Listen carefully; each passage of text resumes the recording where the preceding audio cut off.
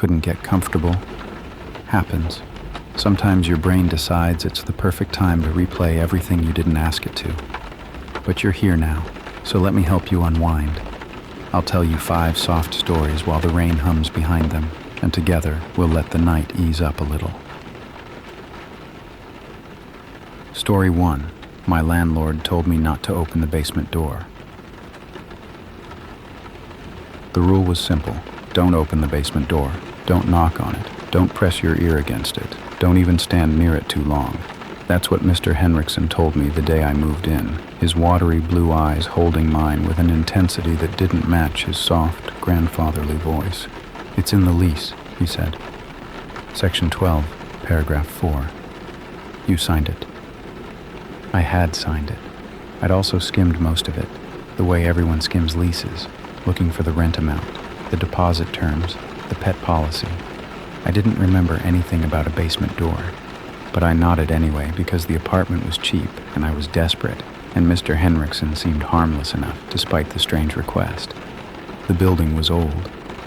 That was the first thing anyone noticed about it, a 6-story brick structure wedged between newer construction on a street that had seen better decades.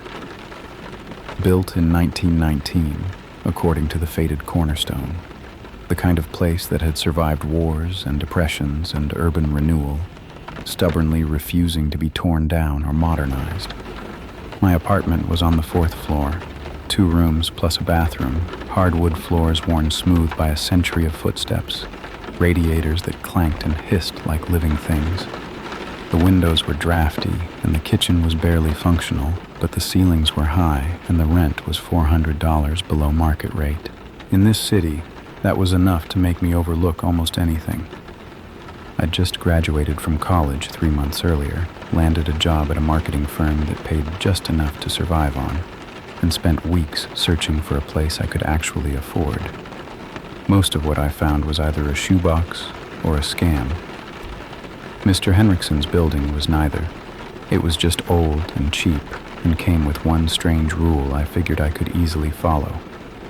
The basement door was on the ground floor, at the end of a narrow hallway past the mailboxes. I saw it on my first day, when I was hauling boxes up from my car. Just a door, wooden, painted the same institutional green as the walls, with a simple brass knob that looked original to the building. No sign, no lock that I could see.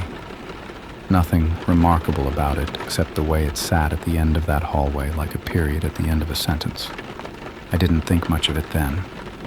Old buildings have basements. Basements have doors. Some landlords don't want tenants poking around in mechanical rooms and storage areas. Made sense. The first few weeks were good. I settled into a routine, work during the day, takeout and bad TV at night. Weekend trips to the laundromat 3 blocks over. The building was quiet, mostly older tenants who kept to themselves. I'd nod to them in the hallway, exchange small talk by the mailboxes, but nobody seemed interested in becoming friends. That was fine. I wasn't looking for community. I was looking for a place to sleep that didn't drain my bank account. The radiators took some getting used to. They'd clank on around 6 every evening, filling the apartment with a dry heat that made my throat itch. On rainy nights, and there were a lot of rainy nights that October. I'd lie in bed listening to the water streaming down the windows, the metal ticking as it expanded, the old building groaning and settling around me. It sounds creepy when I describe it now. At the time, it was almost comforting. White noise, the soundtrack of a place that had stood for over 100 years and would probably stand for 100 more. I didn't notice the thing about the basement door until I'd been there about 3 weeks. It was a Saturday morning, and I was heading out to grab coffee. The elevator in the building was ancient and unreliable, so I always took the stairs. Good exercise, I told myself. Though really, I just didn't trust a machine that old with my life. I came down the stairwell, pushed through the door into the ground floor hallway, and nearly ran into Mrs. Brennan from 2B. She was standing frozen in the middle of the hall, staring at the basement door. "Mrs. Brennan?" I said. "You okay?" She startled like I'd fired a gun, turned to look at me with wide, frightened eyes. For a moment, I thought she was having some kind of medical episode. She was in her 70s, lived alone, the type of person you worry about. "Fine," she said quickly, too quickly. "I'm fine. Just thought I heard something." She hurried past me toward the front entrance, not looking back. I stood there for a moment, looking at the basement door. It was maybe 20 feet away, at the end of the hall. Just a door. Same green paint, same brass knob. But now that I was paying attention, I noticed something. The floor in front of it was cleaner than the rest of the hallway. No scuff marks, no wear patterns. Like no one ever walked there. Like everyone gave it a wide berth without even thinking about it. I shook it off and went to get my coffee, but I started watching after that, noticing things. The way other tenants would angle away from that end of the hall, even if it meant taking a longer path to the stairs. The way conversations would die if someone mentioned the basement. The way Mr. Henriksen would appear, sometimes, standing in the lobby, just looking at that door with an expression I couldn't read. 3 weeks into my lease, on a night when the rain was coming down so hard it sounded like static, I woke up at 2 a.m. for no reason I could name. And I heard it for the first time, something moving behind that basement door. 6 floors up, through concrete and brick and a century of settling, I heard it. A slow, wet sound, like something dragging itself across a floor. I told myself it was the rain, the pipes, the building settling. I told myself a lot of things those first few weeks. The sound didn't come every night. That was almost worse. The unpredictability of it. The way I'd lie awake straining to hear something that might not come at all. When it did come, it was always late. 2, 3 in the morning. That slow, wet, dragging sound, muffled by floors and walls, but still somehow present. Like a heartbeat you feel more than hear. It would last a few minutes, then stop. No pattern I could discern, no trigger I could identify. I started sleeping with earplugs, told myself it was because of the radiators. October bled into November. The rain turned colder, mixed with sleet that rattled against my windows like fingernails. I buried myself in work, stayed late at the office more than I needed to, did anything to avoid being alone in my apartment when the sun went down. It wasn't just the sound. It was the building itself, the way it felt different after dark, heavier, more watchful. The way the shadows in the stairwell seemed to pool and thicken on the ground floor near that green door. The way I'd catch myself holding my breath when I passed through the lobby, walking faster than necessary, not looking toward that hallway. I tried to talk to the other tenants about it. Casually, obliquely, the way you approach something you're not sure is real. Mr. Okonkwo in 3A just shook his head when I mentioned the basement. "Don't," he said. That was all. Don't. Then he went back into his apartment and closed the door. The young couple on the 5th floor, I never learned their names, exchanged a look when I brought it up. The woman opened her mouth like she wanted to say something, but the man put his hand on her arm and she stopped. They moved out 2 weeks later. I watched them load a U-Haul in the middle of the night, their faces tight and pale in the streetlight glow. Mrs. Brennan avoided me entirely after our encounter in the hallway. If she saw me coming, she'd turn around and find another route. Once, I caught her watching me from her doorway, and the expression on her face wasn't fear, it was pity. That scared me more than anything else. I started paying closer attention to the basement door, not approaching it. I wasn't that stupid or that brave, but watching it when I passed through the lobby, looking for changes, looking for explanations. The door never changed. Same green paint, same brass knob, same institutional blankness. But the air near it did. There was a smell that hadn't been there before, or maybe had always been there and I'd just started noticing. Faint, organic, like wet soil and something sweeter underneath. The kind of smell that made you think of cellars and old wells and places where things were buried. The temperature dropped too, the closer you got.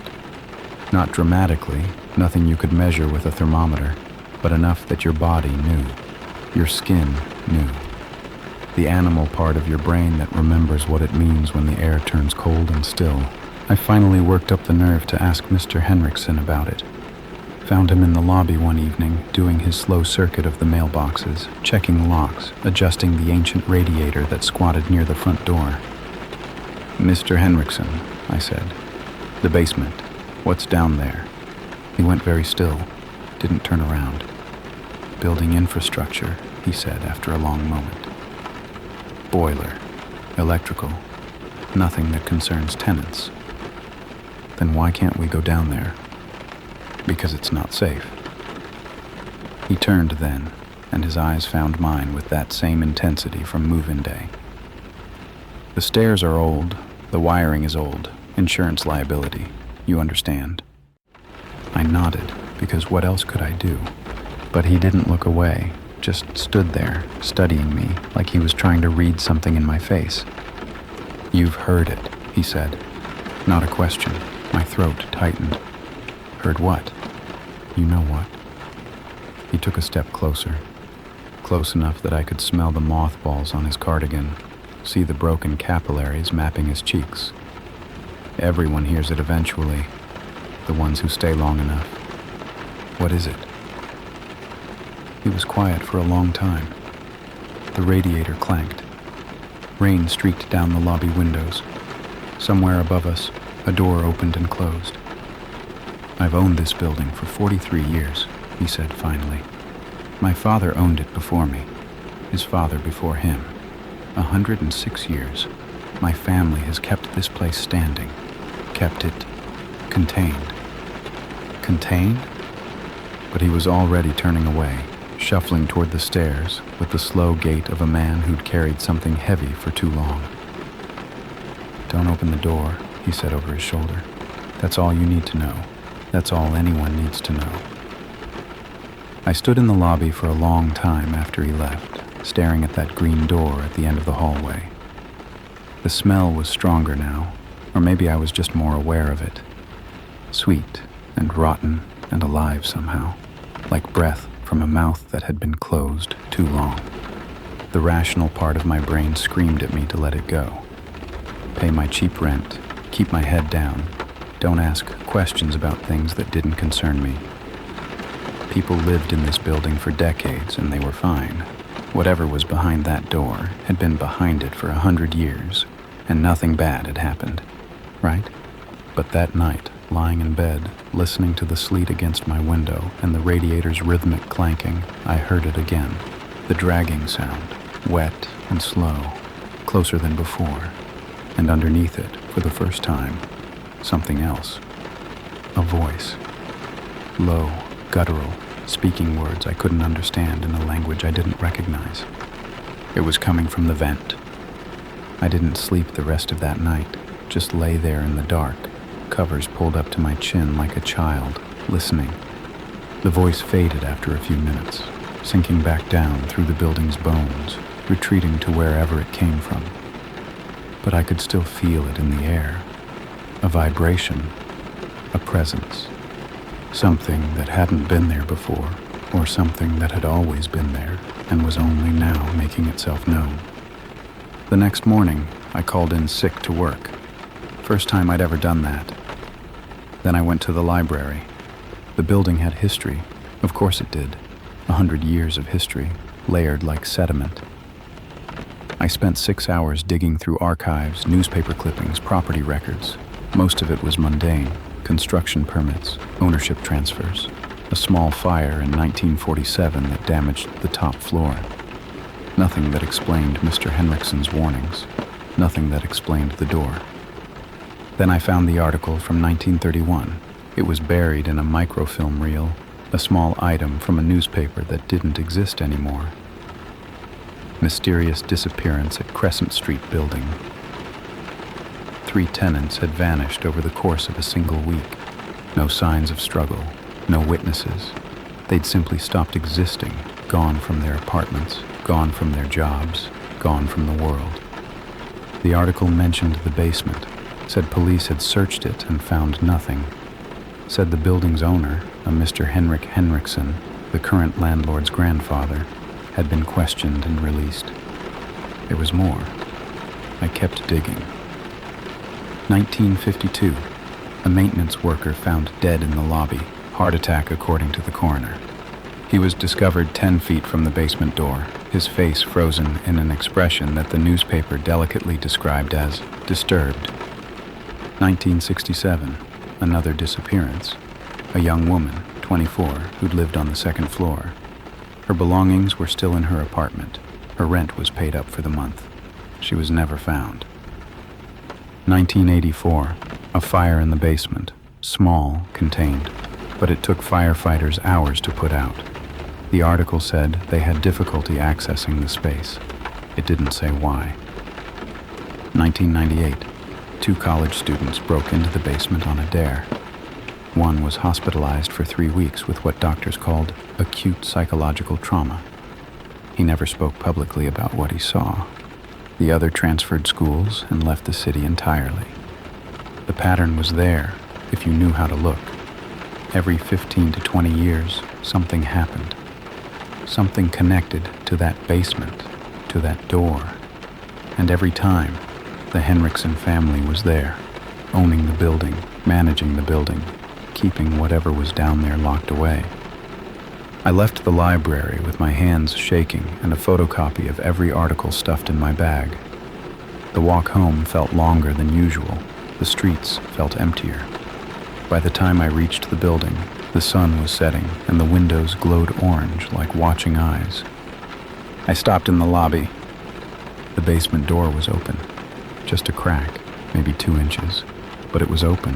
That green door that had been closed every single day since I'd moved in, sealed like a tomb, untouched and untouchable. Now it stood ajar, and from the gap came that smell, stronger than ever, wet earth and sweetness and something else, something metallic underneath. Blood, maybe, or rust, or something worse. I couldn't move, couldn't breathe, just stood there, staring at that 2-inch gap, watching the darkness beyond it shift and settle like something alive. Then I heard it, not from the vent this time, not muffled by floors and walls. The dragging sound. Right there, right behind that door. Wet, slow, getting closer. My legs unlocked. I stumbled backward, hit the wall, couldn't take my eyes off that gap. The sound was growing louder, and with it came the voice, that low, guttural muttering, those words I couldn't understand, spoken in a rhythm that felt wrong, felt backwards, felt like something being recited or chanted. Something moved in the darkness beyond the door. A shape. Pale. Wrong. I saw fingers. Long, too long, curling around the edge of the door from the inside. Gray-white skin stretched tight over bones that bent in places bones shouldn't bend. Nails that were black and cracked and pointed. They gripped the door frame, started to pull. The door began to open wider. I ran. I don't remember climbing the stairs, don't remember unlocking my apartment. Just remember slamming the door behind me, throwing the deadbolt, the chain, shoving my dresser against it with strength I didn't know I had. Then I sat on my bed and shook for an hour. The sounds didn't follow me up.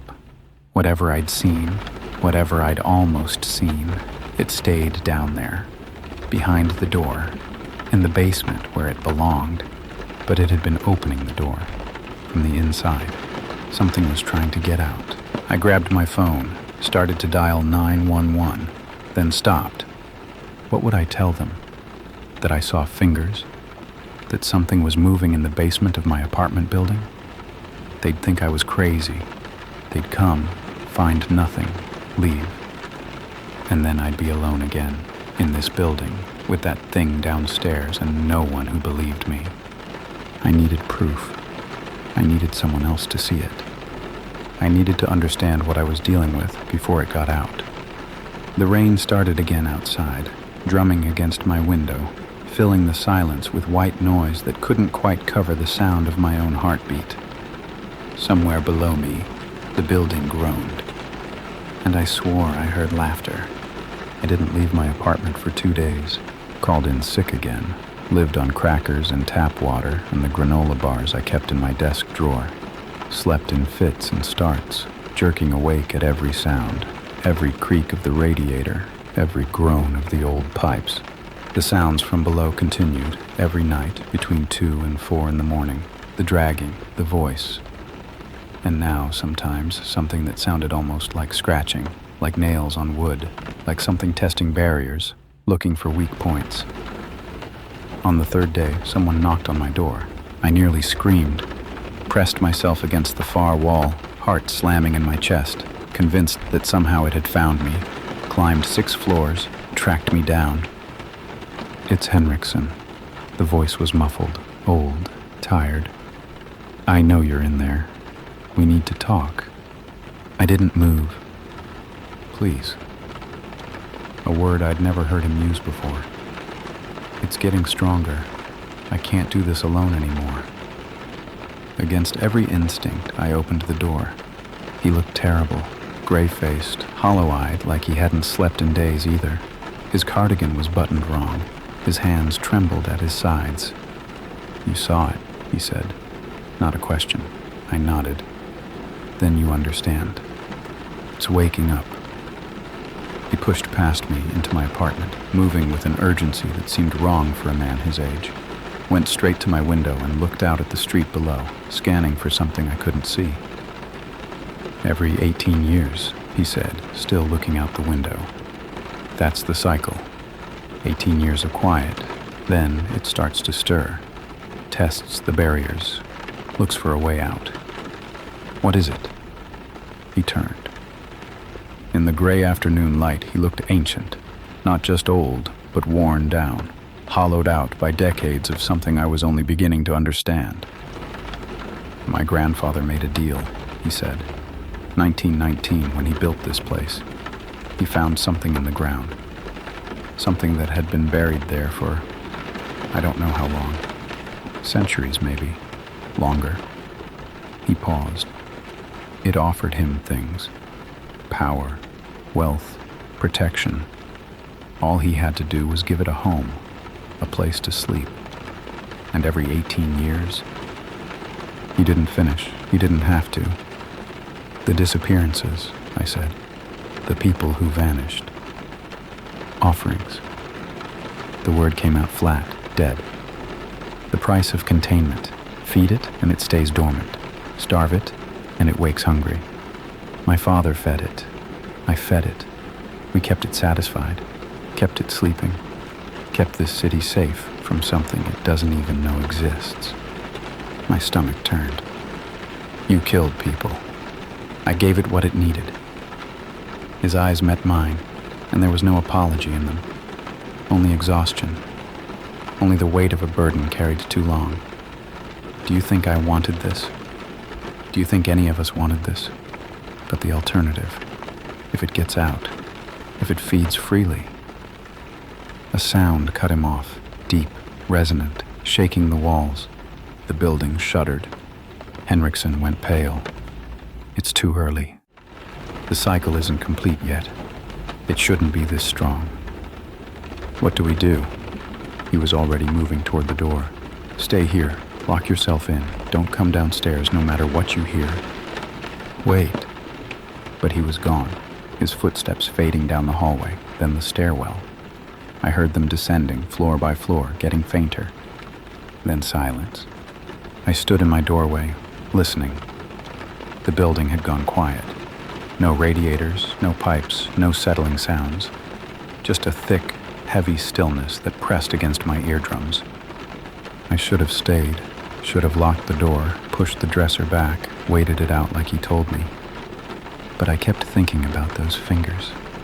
That pale, wrong hand gripping the door frame. Whatever was down there, it was trying to get out. And Henriksen was an old man, alone, walking towards something that had been fed human beings for over a century.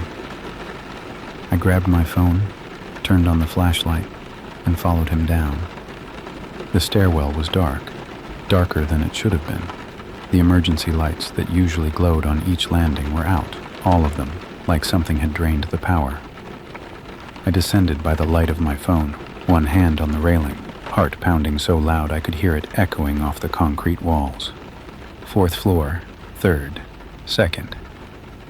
By the time I reached the ground floor, the smell was overwhelming. That sweet, rotten, organic stench, mixed with something else now. Ozone, like the air before a lightning strike. My eyes watered. My throat burned. The lobby was empty. The basement door was wide open. I could see the stairs leading down, swallowed by darkness so complete my flashlight barely penetrated it. And from that darkness came sounds. Henriksen's voice, chanting something in a language I didn't recognize, and beneath it, another voice, deeper, answering him. Then a scream. Human. Terrified. Cut short. I ran to the doorway, stopped at the top of the stairs, pointed my flashlight down. I saw Henriksen on the basement floor, crumpled against the far wall like he'd been thrown. Blood on his face, not moving. And standing over him, something that had once been human but wasn't anymore. It was tall, 8 feet, maybe more, and thin, so thin I could see the outline of bones beneath skin that looked like wet paper. Its arms hung past its knees, ending in those hands I'd seen before, those wrong fingers with their black nails. Its head was tilted at an angle next, don't bend, and where its face should have been there was only a mouth. Just a mouth, wide, smiling, full of teeth that went back too far. It turned toward me. I couldn't run, couldn't move, couldn't breathe. The mouth opened wider. And it spoke. Not in that guttural language, but in English. Clear, precise English. In a voice that sounded like gravel scraping bone. 18 years, it said. But you'll do. It started up the stairs. The spell broke. I ran. I don't remember making it to the front door. Don't remember if I took the stairs or just threw myself down the hallway. One moment I was staring at that thing, that mouth, those endless teeth. And the next I was outside, cold rain hitting my face, my lungs burning, my legs pumping against pavement I couldn't feel. I ran 3 blocks before I stopped, collapsed against a bus shelter, gasping, shaking so hard my teeth chattered. My phone was still clutched in my hand, the flashlight beam pointing uselessly at the wet sidewalk. I made myself turn around, made myself look. The building was still there. 6 stories of brick and history and horror, glowing faintly from the streetlights. The windows were dark. The front door was closed. Nothing came out after me. I called 911 from the bus shelter, told them there was a man hurt in the basement of my building, told them to send help, couldn't tell them why, couldn't explain what I'd seen, just gave them the address and hung up. Then I sat in the rain and waited. The ambulance arrived first, then police. I watched from across the street, hidden in the shadows between 2 parked cars, as they went inside. Watched as they came back out 20 minutes later, empty-handed. Watched as more cars arrived, as officers strung yellow tape across the entrance, as someone in a suit showed up and started making phone calls. They brought Henriksen out on a stretcher around midnight. A white sheet covered his face. I should have felt something. Grief, maybe. Guilt. He'd tried to warn me, tried to keep me safe, and I'd followed him anyway. Because of me, he was dead. Because of me, whatever ritual he'd been performing was interrupted. But all I felt was cold. Cold and hollow, and very, very far away from everything. I didn't go back inside. Not that night, not ever. I slept in a motel for 3 days, paying cash, using a fake name. Jumped at every sound. Checked the locks a dozen times before I could close my eyes. When I finally did sleep, I dreamed of basements and mouths and fingers that bent the wrong way. On the 4th day, I made myself search for news. The building had been condemned. Structural instability, according to the official reports. All tenants evacuated. The whole block cordoned off while engineers assessed the damage. There was no mention of Henriksen's death, no mention of what killed him. Just bureaucratic language and red tape. But I found other things too. Forum posts from people who'd lived in that building years ago. Urban exploration threads about the creepy basement on Crescent Street. Rumors and stories and half-remembered nightmares, all pointing at the same truth no one wanted to name. Something lived in that basement. Something old. Something hungry. And now the man who'd kept it contained was dead. I left the city a week later, packed what little I could salvage from my life, clothes, laptop, documents, and drove until I hit a town I'd never heard of, 3 states away. Found a job, found an apartment, started over, the way you do when you're running from something you can't explain. I tried to forget, tried to convince myself it was over, that whatever I'd seen was someone else's problem now. The building was condemned. The basement was sealed. Surely someone would figure it out, would find a way to contain it again. But I couldn't stop watching the news. 6 months after I left, there was a gas explosion on Crescent Street. 3 buildings damaged. The condemned one, my building, collapsed entirely. 17 people injured in surrounding structures. 2 missing. Never found. A year after that, a construction crew broke ground on the site. New development.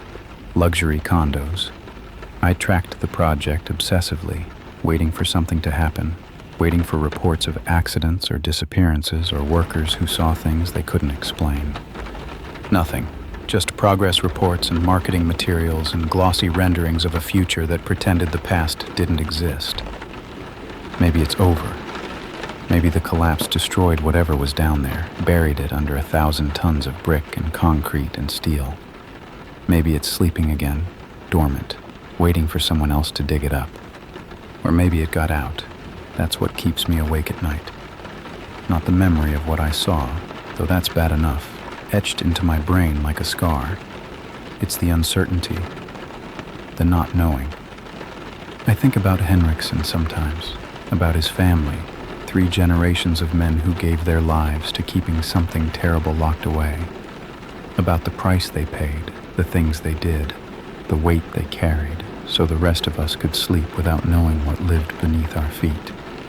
I think about the tenants who disappeared over the years, the ones who were offered up to keep the thing satisfied. I think about whether they knew what was happening, whether they had time to be afraid, whether there was anything left of them afterward. I think about that mouth, those teeth, the way it said "you'll do" in a voice that sounded like it had been practicing human speech for centuries and still hadn't gotten it quite right. I was supposed to be the next offering, the next meal. If Henriksen had lived, would he have fed me to it? Or was he trying to stop the cycle finally after all those years? I'll never know. What I do know is this. I check every basement before I sign a lease now. I research building histories, ownership records, anything that might tell me what's underneath. I don't trust old buildings, don't trust landlords who smile too much or have rules they won't explain. And I never, ever open doors I'm told to leave closed. Some rules exist for a reason. Some warnings aren't meant to be ignored. I learned that the hard way, in a building on Crescent Street, in a basement that should have stayed sealed. I got out. I survived. But late at night, when the rain is falling and the radiator is clicking and the old sounds of an old building settle around me, I still listen. I still hear it, and I wonder if it hears me too. Story 2. The folder on my laptop full of photos of me. I found the folder on a Tuesday while I was trying to clear space for a software update. My laptop had been running slow for weeks, and I'd finally gotten annoyed enough to dig through the files and delete whatever I didn't need. Old downloads, duplicate photos, PDFs from classes I'd finished years ago. The digital clutter of a life lived mostly online. The folder was buried 3 levels deep in my documents, inside a subfolder I'd labeled MISC 2019 and hadn't opened since. It was named with a string of numbers and letters, something like D7X9, a 2_ backup, the kind of file name that looks auto-generated, forgettable, exactly the sort of thing you'd skip right over. I almost did skip over it. Almost just deleted the whole Miss 2019 folder without checking what was inside. But something made me click. Curiosity, maybe. Or the fact that I didn't remember creating any folder with that name. The folder contained 142 photographs. All of them were of me. I didn't understand what I was looking at, not at first.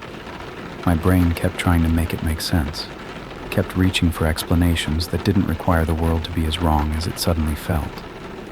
Maybe I'd set up some kind of automatic photo backup and forgotten about it. Maybe these were screenshots from video calls, captured without me realizing. Maybe there was some reasonable, boring explanation that would make me laugh at myself for being paranoid. But the photos weren't from video calls. They weren't selfies or screenshots or anything I could have taken myself.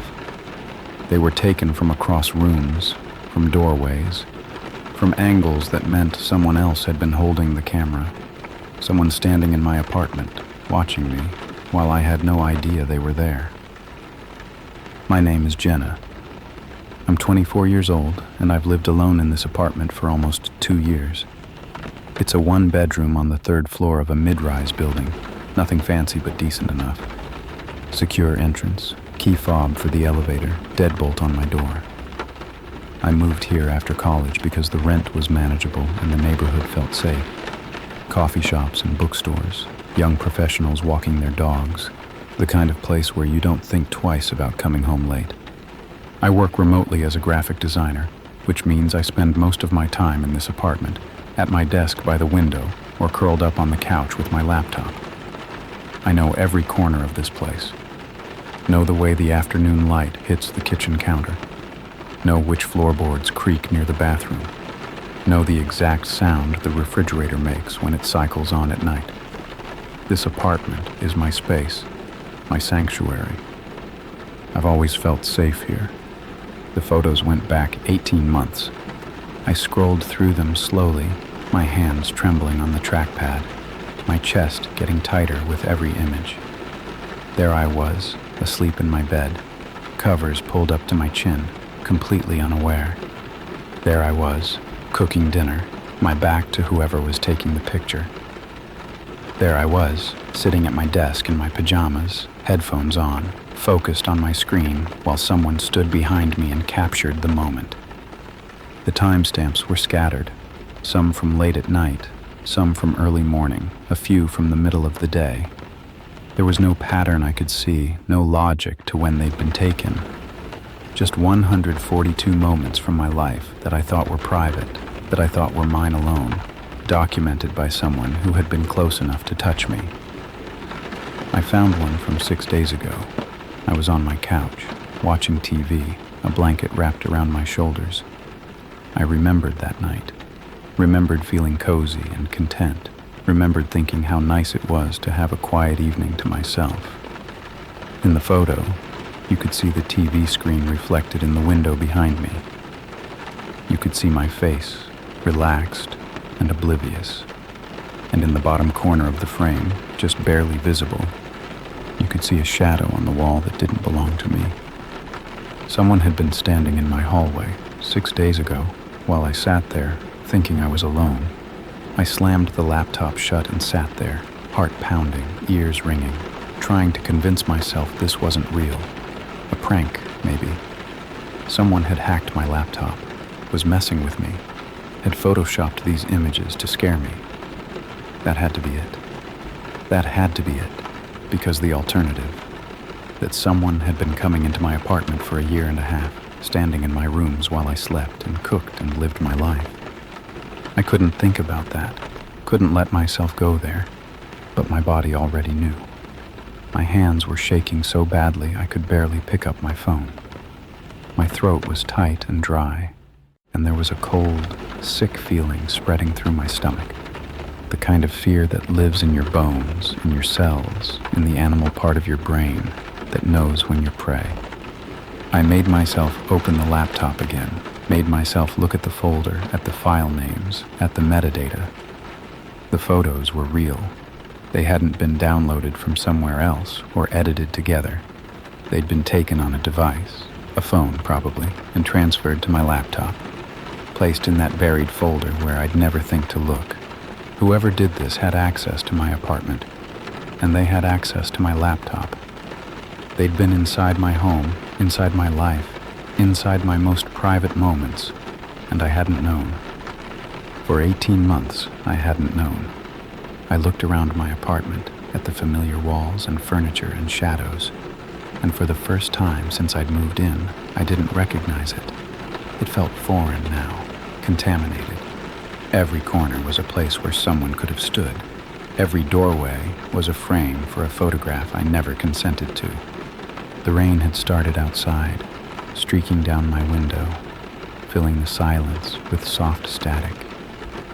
I used to love that sound, used to find it comforting, the way it made my apartment feel cozy and enclosed.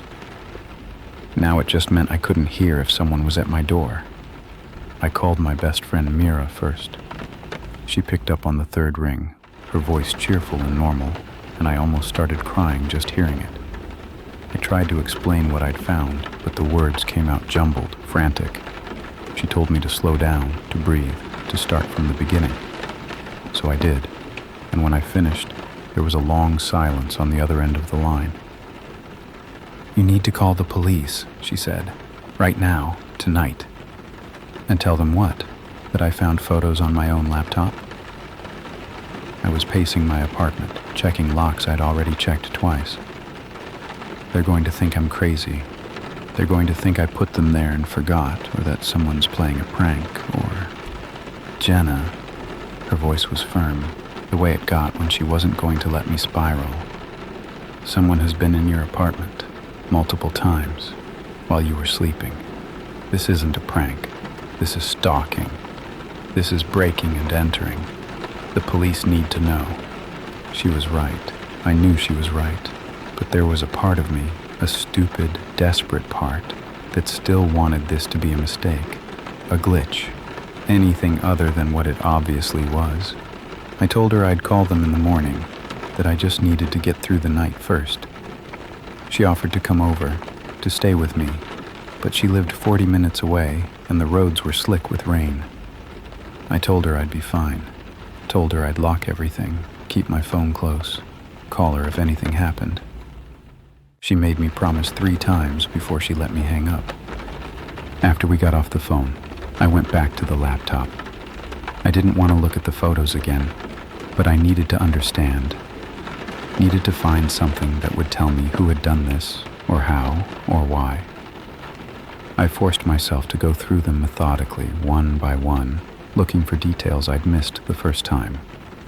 Most of them were taken in low light, nighttime shots, early morning shots, moments when I was asleep or distracted or had my back turned. Whoever took them knew how to stay hidden, knew how to move quietly, knew exactly when I'd be most vulnerable. The thought made my skin crawl. They'd studied me, learned my patterns, figured out when it was safe to get close. Some of the photos were uncomfortably intimate. Me stepping out of the shower, towel wrapped around my body, water still dripping from my hair. Me changing clothes in my bedroom, caught mid-motion, my shirt halfway over my head. Me asleep in positions that felt exposed, covers kicked off on warm nights. My face slack and defenseless. These weren't surveillance photos. They were trophies. Someone had been collecting moments of me at my most private, my most unguarded, and saving them like souvenirs. I noticed other things too. Small details that told a story I didn't want to hear. In several photos, objects in my apartment had been moved. A book shifted on my nightstand, a mug placed in a different spot on the counter, my laptop angled slightly different than I'd left it. I'd noticed these things before, I realized. I'd noticed and dismissed them, blamed myself for being forgetful, for not paying attention. But I wasn't forgetful. Someone had been touching my things, and I'd been gaslighting myself into thinking it was nothing. The worst photo was one I almost scrolled past. It was darker than the others, grainier, taken from the doorway of my bedroom while I slept. But in this one, unlike the others, you could see part of the photographer's reflection in my closet mirror. Just a sliver, a shoulder, maybe part of a jaw, the edge of what looked like a dark jacket. Not enough to identify anyone, but enough to prove beyond any doubt that this was real. That someone had stood in that doorway, pointed a camera at me, and captured their own shadow in the frame. I enlarged the image until the pixels broke apart, studied that fragment of reflection until my eyes burned. The shoulder looked masculine, broad. The jacket could have been navy or black, something plain and forgettable. There was nothing distinctive, nothing I recognized. It could have been anyone. That was almost worse than knowing who it was. I started thinking about everyone who had access to my apartment. The list was short, too short to be comforting. My building had a secure entrance, but that just meant the intruder had a way in. They either lived here, worked here, or had copied a key. I thought about the maintenance staff, the property manager, the guy who'd installed my internet 2 years ago. I thought about neighbors I'd smiled at in the elevator, delivery drivers who'd handed me packages at my door, the locksmith I'd called once when I'd locked myself out. Any of them could have made a copy of my key. Any of them could have been watching me, waiting for opportunities, slipping into my apartment while I was asleep or in the shower or lost in my work with headphones on. I'd always felt safe here because the building felt secure. But security meant nothing if the threat was already inside. I checked every window. Checked the lock on my door, the deadbolt, the chain. Everything was secure. Everything looked normal. And that was the most terrifying part. There was no sign of forced entry, no broken locks, no evidence that anyone had been here at all. Just 142 photographs that proved someone had found a way in and out without leaving a trace. The rain kept falling outside, steady and relentless. I turned off all the lights, except the lamp by my bed, then changed my mind and turned them all back on. I couldn't decide which was worse, being visible or being in the dark. Either way, I felt exposed. Either way, I felt watched. I didn't sleep that night, just sat on my couch with a kitchen knife in my lap, watching my front door, listening to every sound the building made. The elevator humming up and down, footsteps in the hallway that passed my door and kept going, the rain on the windows, endless and gray. Every noise was a potential threat, every silence was worse. Somewhere around 3 a.m. I heard something that made my blood freeze. A soft click, barely audible, coming from somewhere near my front door. Like a lock being tested, like someone checking to see if I'd forgotten to secure the deadbolt. I held my breath and watched the doorknob. It didn't move. Nothing happened. After 5 minutes, that felt like 5 hours. I convinced myself I'd imagined it. But I didn't put the knife down. And I didn't close my eyes. Morning came gray and exhausted, the rain finally tapering off to a thin mist that clung to the windows. I'd made it through the night. Nothing had happened. No one had tried the door again. No shadows had moved across my walls. In the pale light of day, sitting there with a kitchen knife in my lap and dark circles under my eyes, I almost felt foolish. Almost. I called the police at 8 a.m. The officer who answered sounded bored until I explained what I'd found. Then his voice sharpened, became professional. He said someone would be there within the hour. I spent the time showering with the bathroom door open, getting dressed in record time, jumping at every sound. By the time the knock came, I was so wound up I nearly screamed. 2 officers showed up, a man and a woman, both young and serious-faced. I showed them the folder, the photos, explained the timeline as best I could. They looked at each other in a way I didn't like, not disbelieving exactly, but troubled. The female officer, whose name tag said Delgado, asked if anyone else had access to my apartment. I gave her my short list: the building manager, maintenance, the locksmith from 18 months ago. 18 months, she repeated. That's when the photos start. I nodded. The locksmith had come in September of last year, right after I'd locked myself out. He'd been perfectly normal, middle-aged, polite, finished the job in 20 minutes. I'd tipped him and never thought about him again. but now that date sat in my mind like a splinter, impossible to ignore. Officer Delgado took down his information, along with everything else I could remember. They photographed my laptop screen, the folder, the metadata. They checked my locks, my windows, the fire escape that ran past my bedroom. Everything was secure. No signs of tampering, no evidence that anyone had forced their way in. "That's the problem," the male officer said. His name was Chen. "Whoever's doing this has a key, or access to one. Have you considered changing your locks?" I hadn't. The thought hadn't even occurred to me until he said it, and then I felt stupid for not thinking of it sooner. Of course I needed to change my locks. Of course, that was the first thing I should have done. But I'd been so focused on the horror of what I'd found that I hadn't moved past it to the practical steps of protecting myself. They gave me a case number and a card with a detective's name on it. Said they'd look into the locksmith, check for any prior complaints. Told me to change my locks immediately, consider staying somewhere else for a few days, call if anything else happened. Standard advice, delivered with genuine concern, but it still felt hollow. They couldn't post a guard outside my door. They couldn't undo 18 months of violation. They could only take notes and tell me to be careful. After they left, I called a locksmith, a different company this time, one Mira recommended. He could come that afternoon, 4 hours away. 4 more hours of sitting in an apartment that didn't feel like mine anymore, jumping at shadows, wondering if whoever did this was watching me right now, seeing the police cars, knowing I'd found the folder. I decided to search the apartment, really search it, the way I should have done last night instead of just sitting there paralyzed.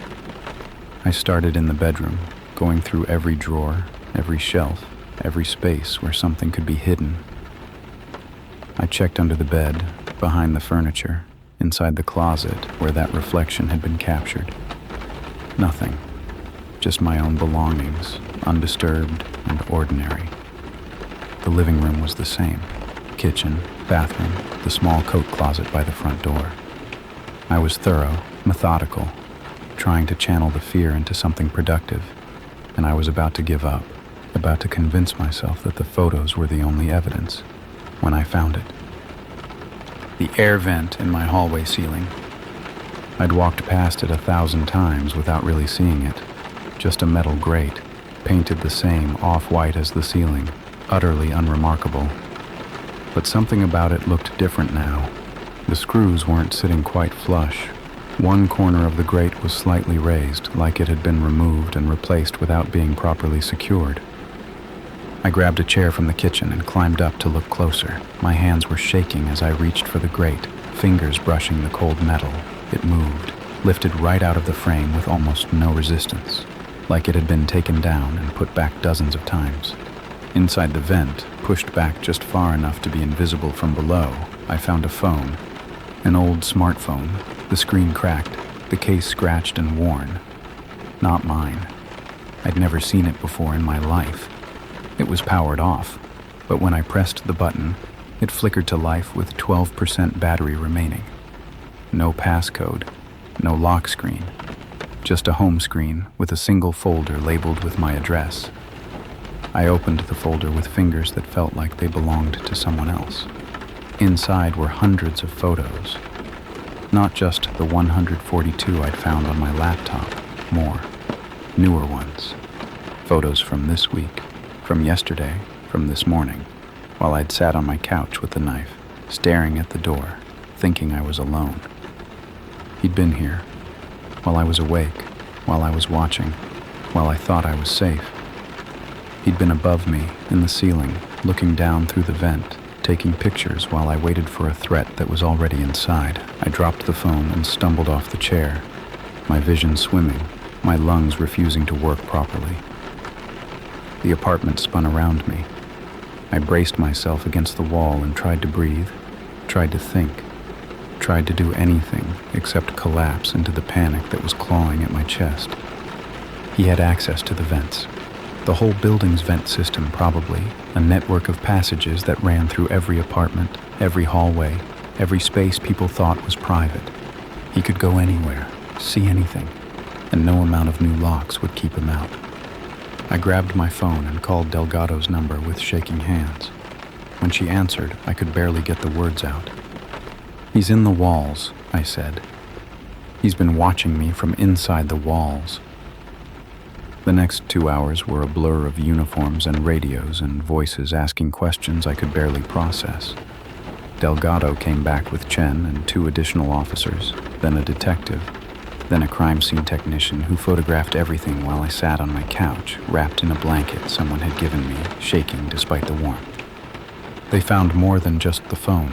Once they started looking, really looking, with flashlights and ladders and the building's maintenance blueprints spread across my kitchen counter, they found evidence everywhere. The vent in my hallway was just one access point. There were others in my bedroom ceiling, in my bathroom, even one in the closet that opened into a crawl space I hadn't known existed. The building was old, built in the 70s when codes were different and the space between floors was larger than modern construction allowed. Large enough for someone to move through. Large enough for someone to live. That's what the detective said, his face grim as he showed me the photos on his own phone. "There's a space above your apartment, between your ceiling and the floor above. We found bedding, food wrappers, bottles."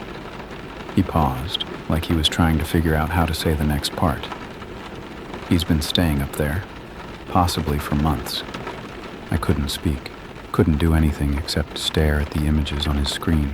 A nest of blankets and pillows wedged between ceiling joists, empty chip bags and water bottles scattered around, a small battery-powered lantern that explained how he could see in the dark. Someone had built a home above my home, a shadow life layered on top of mine, and I'd had no idea. I'd slept and showered and cried and laughed and lived my life while he lay 3 feet above my head, listening to everything. The crime scene tech found more phones in the crawl space, 3 of them, all older models, all filled with photos, not just of me, of other women too. Different apartments, different buildings, different faces frozen in moments of private vulnerability. The detective told me they'd need to investigate, to figure out how many victims there were, to try to identify the women and warn them. His voice was steady and professional, but I could see the horror in his eyes. This wasn't a one-time stalker. This was a predator with a system. "Do you know who he is?" My voice came out thin, cracked. "Do you have any idea?" "We're working on it." He handed me a card with his name and number. Detective Marcus Webb. The phones might give us something. Fingerprints, purchase records, stored accounts. And we're pulling the building's security footage, employment records, anyone who's had access to maintenance areas in the past 2 years. They thought it was someone who worked here. Someone with keys and knowledge of the building's hidden spaces. Someone who could move through the walls without anyone noticing. The maintenance staff was small, 3 men who rotated shifts, plus the building manager who oversaw everything. Any of them could have done this. All of them had opportunity. I thought about the times I'd passed them in the hallway, smiled at them, made small talk while waiting for the elevator. Had it been one of them? Had they stood there talking to me about the weather while knowing exactly what my bedroom looked like at 3 a.m., exactly how I slept, exactly what I looked like with my guard down? The thought made me want to scrub my skin until it bled. Mira arrived around noon, her face pale and scared, and immediately wrapped me in a hug that lasted longer than any hug we'd ever shared. She'd taken the day off work, driven 40 minutes through leftover rain, and showed up with a suitcase already packed with my name on it. "You're staying with me," she said. "I don't care for how long. You're not coming back here until they catch him." I didn't argue. Couldn't have stayed even if I'd wanted to. The apartment was a crime scene now, but more than that, it was ruined. Every corner was contaminated by the knowledge of what had happened there. The ceiling was no longer just a ceiling. It was a membrane, a barrier that had been breached, a lie I'd believed for 18 months. I would never feel safe within those walls again. The police let me pack a bag while they continued processing the scene. I moved through my bedroom like a stranger, grabbing clothes and toiletries and my laptop, trying not to look at the vent in the ceiling, trying not to imagine the eye that had pressed against those slats night after night, watching. My hands felt numb. Everything felt numb. A protective haze that I knew would wear off eventually, leaving nothing but raw, exposed nerve. Before I left, Detective Webb pulled me aside. His expression had changed since the last time we spoke. Harder now, more urgent. "We found something else in the crawl space," he said quietly. "Something I need you to see." He showed me a photo on his phone, a piece of paper, crumpled and smoothed out again, covered in handwriting I didn't recognize. It was a list of times. My times. What time I woke up. What time I went to bed. What time I showered. What time I worked. What time I made dinner. But at the bottom, below all the observations, there was something else. A single line, underlined twice. Soon. "We don't know what it means," Webb said, "but I think you need to take it seriously. Whoever this is, he wasn't just watching. He was planning something, and we don't know how close he was to doing it." I stared at that word until my vision blurred. Soon. Such a small word. Such an ordinary word.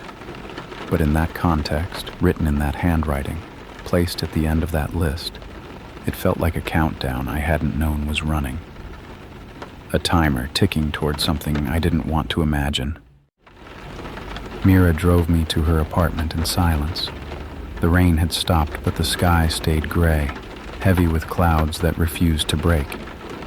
I watched the city slide past my window and tried to feel something other than the cold, hollow terror that had settled into my bones. I was safe now.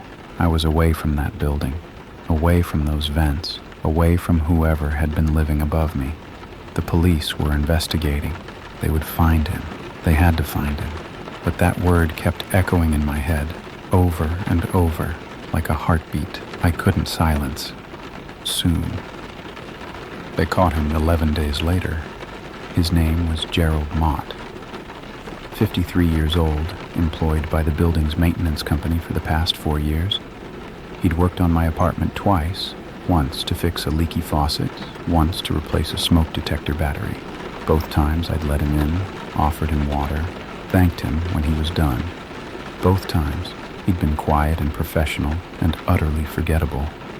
The kind of man you pass in the hallway and don't think about again. The kind of man who could disappear into the background of your life without leaving a ripple. The police found him in the crawl space of another building 6 blocks away, a newer property where he'd also worked maintenance. He'd moved there after the investigation started, after he realized the police were closing in. They found him with a backpack full of supplies, 3 more phones, and a journal filled with notes about women he'd been watching across the city. 12 victims that they could identify from the photos. Probably more they'd never know about. Detective Webb called me the morning after the arrest. His voice sounded tired but relieved, the voice of someone who'd been carrying a weight and finally set it down. He told me what they'd found, what Mott had admitted to in his initial interrogation. The man had been doing this for over a decade, moving from building to building, job to job, finding spaces in the walls and ceilings where he could hide and watch. He'd never escalated beyond watching, never touched anyone, never made contact. But the journal suggested he'd been getting closer. The word "soon" had appeared multiple times, next to different names, in entries going back years. Like he was always building towards something he never quite reached. I asked Webb what would happen now. He said Mott was being charged with stalking, breaking and entering, and a list of other offenses that would likely keep him in prison for a long time. There would be a trial. I might have to testify. But for now, it was over. The man who had lived above my ceiling, who had photographed me sleeping, who had written my schedule in his notebook and underlined "soon," he was locked in a cell where he couldn't reach me anymore.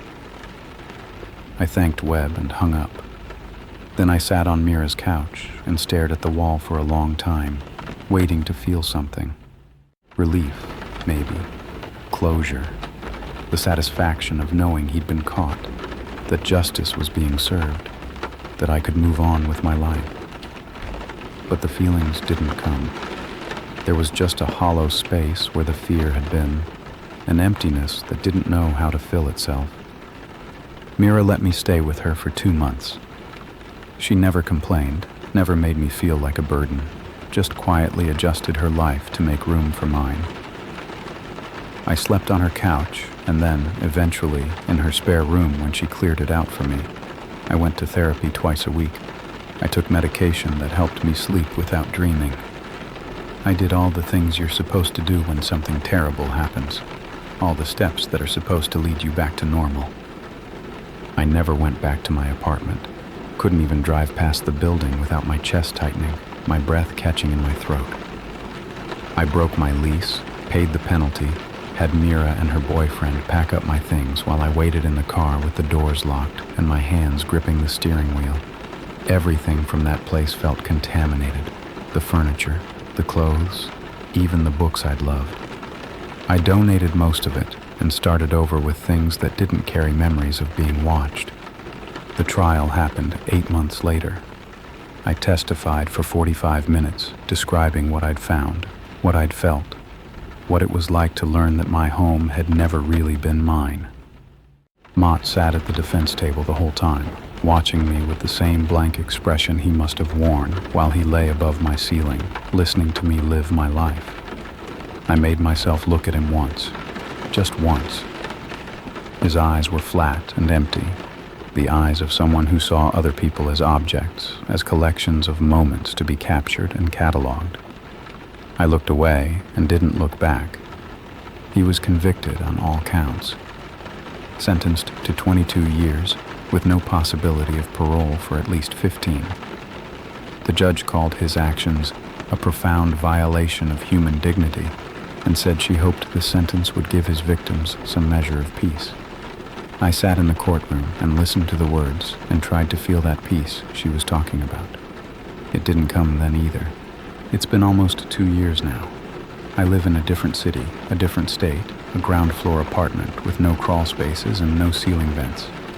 I had a contractor inspect every inch of the place before I signed the lease, paid him $300 to confirm that there was nowhere for someone to hide, nowhere for someone to watch.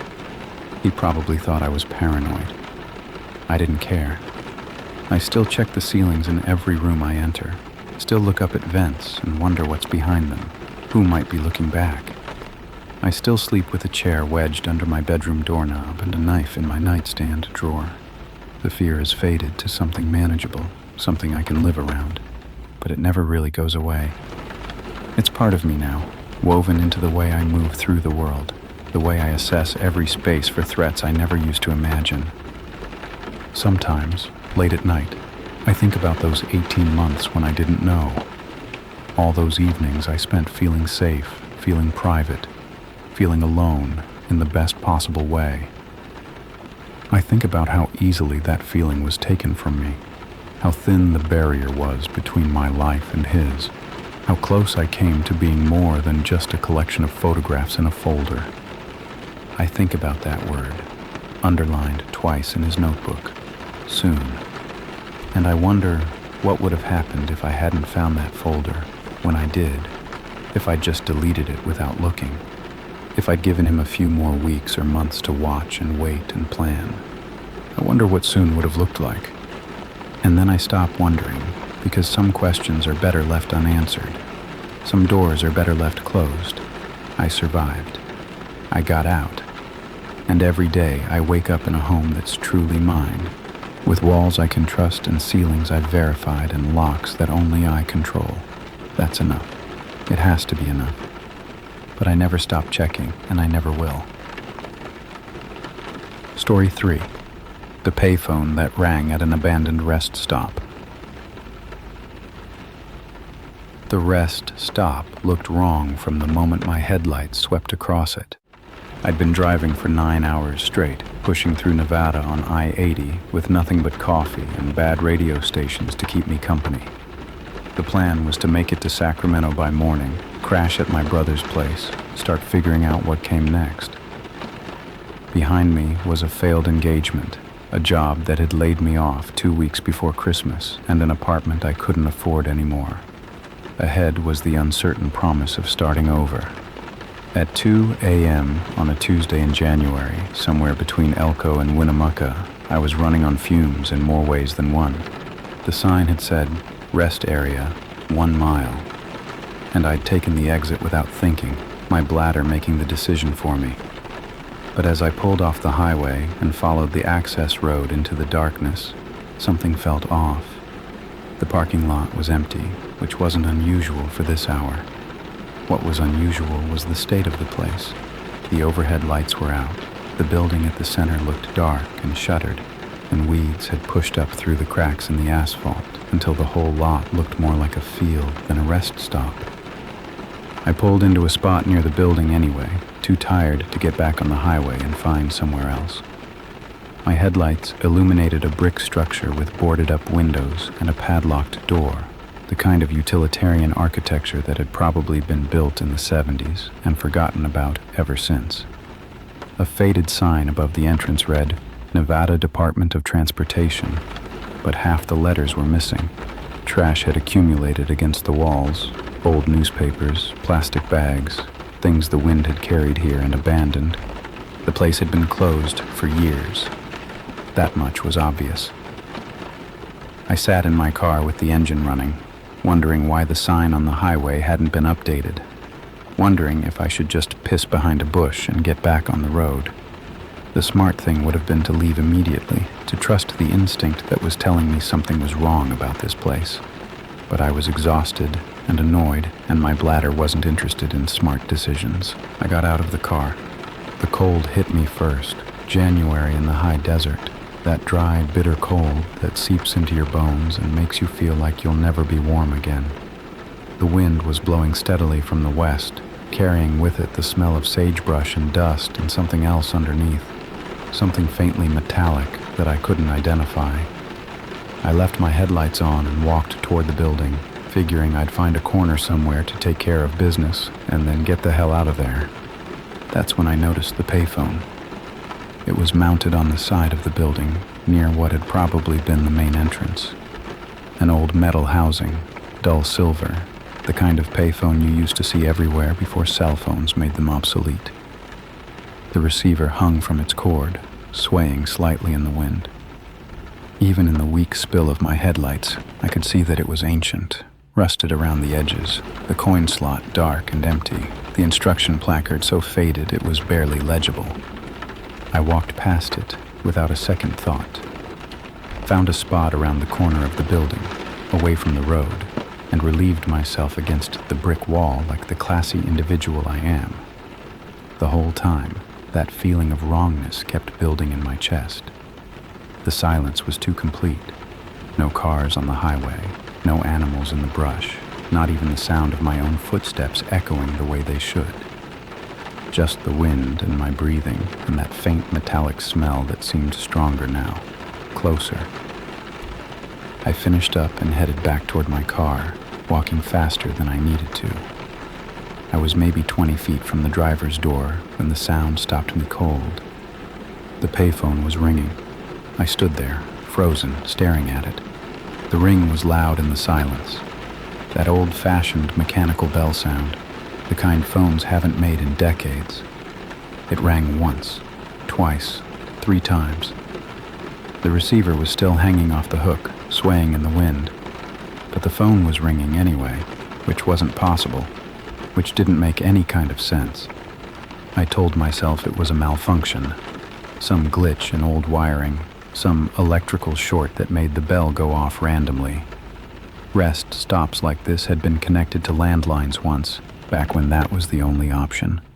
Maybe the lines were still live, maybe someone had dialed a wrong number, maybe there was a rational explanation that would make me feel like an idiot for being scared. The phone rang again, and again. Insistent, patient, like whoever was calling knew I was standing there and was willing to wait. I should have gotten in my car, should have driven away and never looked back, never thought about this place again. That's what a smart person would have done.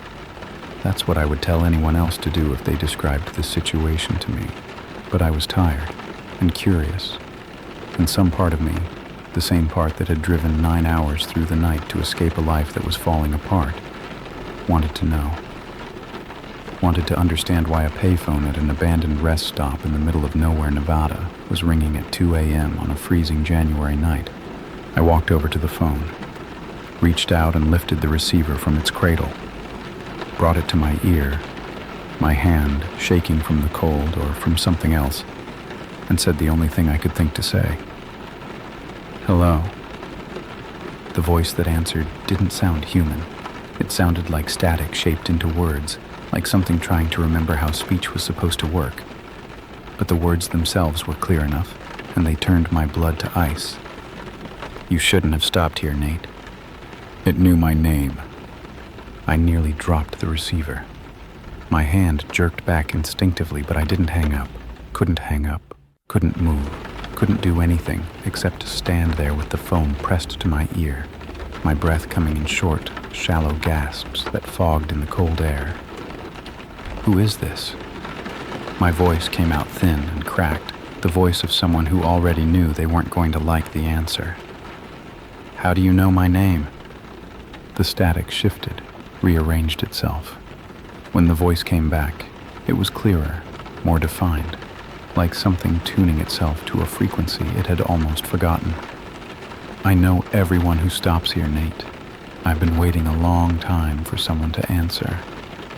The wind picked up, cutting through my jacket like it wasn't there.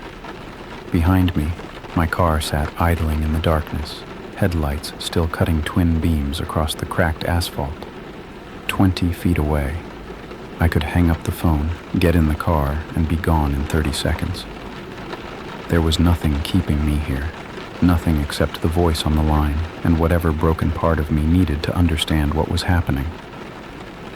"That's not possible," I said. "This phone shouldn't even work. The place is abandoned. There's no power. No." "You stopped here because you're running," the voice interrupted. "Running from a woman who loved you until you made her stop. Running from a job that used you up and threw you away. Running west because you don't know where else to go." A pause. The static crackled like something breathing. "They all run from something, the ones who stop here. That's how I find them." My stomach dropped. There was no way anyone could know those things. No way some stranger with access to an old payphone could have that kind of information. I hadn't told anyone except my brother about the engagement, and even he didn't know all the details. The things the voice was saying, it was pulling them from somewhere it shouldn't have access to, somewhere inside me. "What do you want?" I whispered. "I want you to understand." The voice had changed again, taken on a texture that was almost sad. "This place wasn't always empty, Nate. Families stopped here. Truckers slept in the parking lot. Children ran across this concrete while their parents stretched their legs and breathed the desert air. It was a waypoint between lives, a pause in the journey, and then they closed it. Shut off the lights and left it to rot, and everyone forgot it existed." I looked around at the dark building, the overgrown lot, the emptiness that pressed in from all sides. The interstate was maybe a quarter-mile away, but I couldn't see it from here. Just darkness and desert and the faint outline of mountains against a starless sky. It felt like the rest of the world had ceased to exist, like this rest stop was a bubble cut off from everything I knew. "What happened here?" I asked, even though I knew I shouldn't. Even though every instinct I had was screaming at me to hang up and run.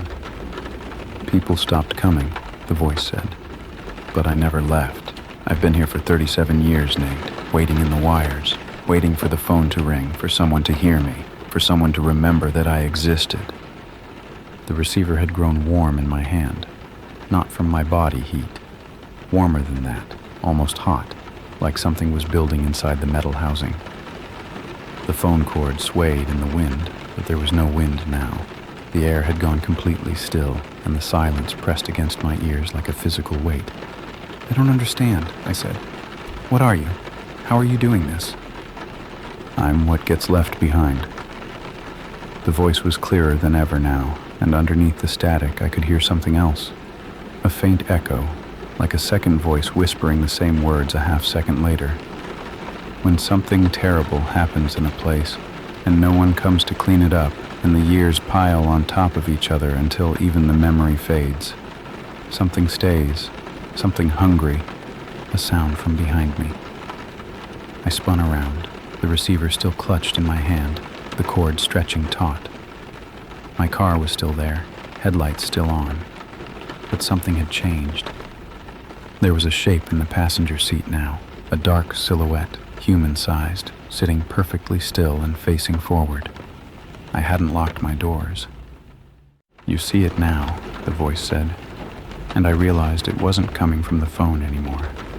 It was coming from everywhere, from the building, from the asphalt, from the air itself. They all see it, eventually, the ones who answer the phone. I dropped the receiver.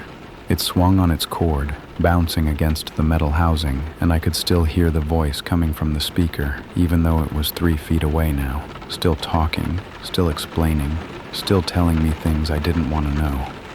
I ran for my car, grabbed the door handle, yanked it open, threw myself inside.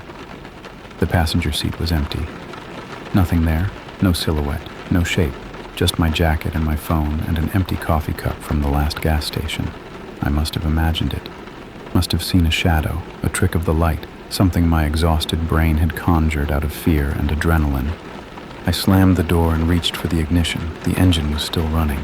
I'd never turned it off, so all I had to do was shift into reverse and get out of here. Simple. Easy. I'd be back on the highway in 30 seconds and none of this would matter. But when I looked up at the rearview mirror, I saw something that made my heart stop. The payphone receiver was back on the hook, and in the reflection of my headlights against the building's brick wall, I could see someone standing in the darkness behind my car, tall and thin and perfectly still, watching me with eyes I couldn't see but could somehow feel. The shape from the passenger seat hadn't been my imagination. It had gotten out of my car and walked around behind it, and now it was between me and the exit. For a long moment, I couldn't move. My hands were frozen on the steering wheel, my foot hovering over the gas pedal, my eyes locked on the rearview mirror and the shape that stood motionless in my headlights' glow. It was wrong in ways I couldn't articulate. Too tall, too thin, proportions that didn't quite match anything human. Its edges seemed to blur and shift, like static on an old television, like something that wasn't fully tuned into this frequency of reality. The rational part of my brain was screaming at me to floor it. Reverse straight back, hit it if I had to, then spin around and get out of here. It was just a shape. Just a person, probably. Some homeless drifter living in the abandoned building. Some tweaker who'd wandered in from the desert. There had to be an explanation. There was always an explanation. But my body wouldn't listen. Some deeper instinct, some ancient part of my brain that remembered what it meant to be prey, had taken over. It knew what I was looking at wasn't human. It knew that if I moved too fast, if I drew attention to myself, something very bad would happen. The figure tilted its head, slowly, deliberately, like it was studying me through the rear windshield. I couldn't see its face, couldn't see any features at all, just that dark silhouette against the faint glow of the desert sky. But I felt its attention settle on me like a physical weight. My skin crawled. My stomach churned. Every hair on my body stood on end, and I realized I was holding my breath, had been holding it for God knows how long. Then it started walking toward my car, not fast, not slow, just a steady, unhurried pace, like it had all the time in the world, like it knew I wasn't going anywhere. Each step brought it closer to my rear bumper, closer to my trunk, closer to the backseat window where I'd be able to see it clearly if I turned around. I didn't turn around. Couldn't make myself look at it directly. Couldn't face whatever was wearing that shape and moving with that terrible patience. My foot found the gas pedal. I shifted into reverse without thinking, without planning, just pure animal instinct taking over. The car lurched backward, tires screaming against the cracked asphalt, and I braced for impact, for the thud of a body against metal, for the sickening confirmation that I'd hit something solid. The impact never came. I spun the wheel, threw the car into drive, and floored it toward the access road. My headlights swept across the parking lot as I turned, and for one terrible second, they illuminated the spot where the figure had been standing. Empty. Nothing there. Just asphalt and weeds and the faded lines of parking spaces that hadn't been used in decades. The thing had vanished, dissolved, stepped aside, blinked out of existence. And somehow that was worse than if I'd hit it. At least then, I would have known it was real. The access road stretched ahead of me, a narrow strip of pavement cutting through the desert toward the highway.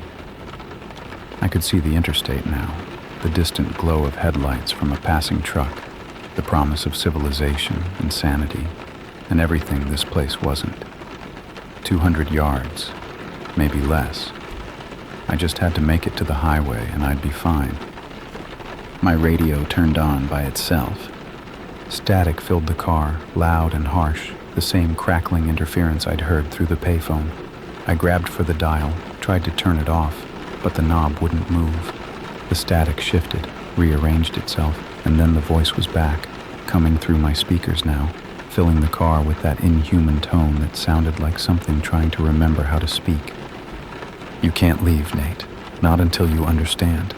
"I don't want to understand," I was shouting now, my voice cracking, my hands white-knuckled on the steering wheel. "I just want to leave. Just let me leave." They all want to leave. The voice was almost gentle, almost sad. But they answered the phone. They heard me. And now they're part of this place, the same way I am, the same way everyone is eventually. The highway was getting closer. I could see the on-ramp now, the gentle curve that would take me back to I-80 and away from this nightmare. 50 yards. 30. I was going to make it. Whatever this thing was, whatever it wanted, I was going to outrun it and never look back.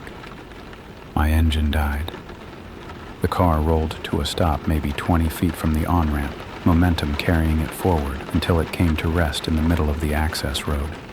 I turned the key frantically, pumping the gas, but nothing happened.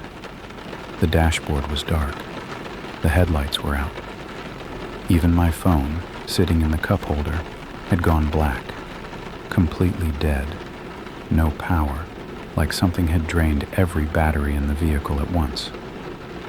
I sat in the darkness, breathing hard, and watched as the figure emerged from the desert on my left.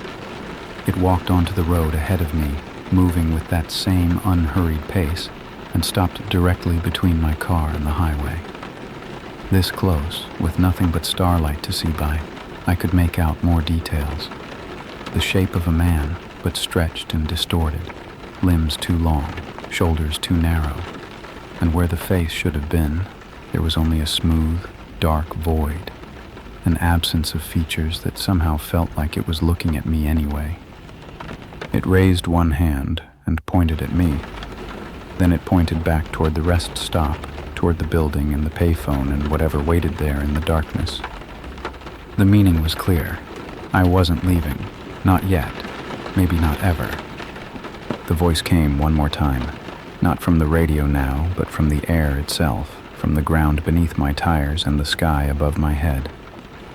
It surrounded me completely, and underneath it I could hear other voices, dozens of them, maybe hundreds, all whispering the same words in overlapping layers. "Come back to the phone, Nate. There's someone who wants to talk to you." I don't know how long I sat there in the dead car, staring at the figure that blocked my path to the highway. Minutes, maybe. Could have been hours. Time had stopped working properly. The night felt stretched and warped, like the darkness itself was bending around this place, holding it separate from the rest of the world.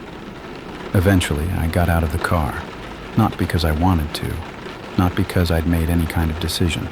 My body just moved, responding to some compulsion I couldn't name or resist. My legs carried me across the cracked pavement, back toward the rest stop, back toward the payphone that hung on the side of that dead building like a wound that wouldn't close. The figure didn't follow me. It just stood there on the access road, watching, making sure I went where I was supposed to go. The payphone was ringing again when I reached it. That old mechanical bell, impossibly loud in the silence, cutting through the night like something alive and hungry. The receiver hung on its hook now. I was certain I'd dropped it, certain it had been swinging on its cord when I ran. But everything about this place operated on a logic I didn't understand.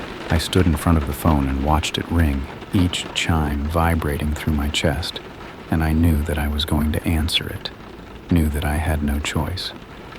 I picked up the receiver and pressed it to my ear. The static was there, but fainter now, almost gentle. And through it came a voice I recognized, a voice I hadn't heard in almost 15 years, a voice that belonged to someone who couldn't possibly be calling me from a payphone in the Nevada desert. "Nate? Honey, is that you?" My mother. My mother, who had died when I was 12 years old, killed by a drunk driver on her way home from the grocery store. My mother, whose voice I'd almost forgotten, whose face I could barely picture anymore, whose absence had shaped every decision I'd made since the day she left. "Mom?" The word came out broken, childlike. I could feel tears streaming down my face, hot against my frozen cheeks. "Mom, that's not... you can't... I've been trying to reach you for so long, baby." Her voice was exactly as I remembered it, warm and soft and full of love. The voice that had sung me to sleep and read me stories and promised me that everything would be okay. "I've been waiting here, in this place between places, waiting for you to hear me." I wanted to believe it. God, I wanted to believe it so badly that my chest ached with the weight of it. 15 years of grief, of unanswered questions, of dreams where she was still alive, and I woke up to the cold reality that she wasn't. And now here was her voice, coming through a phone that shouldn't work, in a place that shouldn't exist, offering me something I'd never thought I'd have again. But something was wrong. The words were right, the tone was right, but there was something underneath, a texture, a wrongness, like a song played in the wrong key. And I remembered what the voice had told me earlier, about being what gets left behind, about being something hungry. "You're not her." I said it quietly at first, then louder, forcing the words past the desperate hope that was trying to strangle them. "You're not my mother. You're that thing. You're just wearing her voice." The static surged. The warmth in my mother's voice flickered, distorted, and for a moment I heard something else beneath it. That same inhuman tone from before, the sound of something ancient trying to remember how to be human. Then the warmth came back, steadier than before, more insistent. "I'm really here, Nate. I've been waiting so long. Don't you want to see me?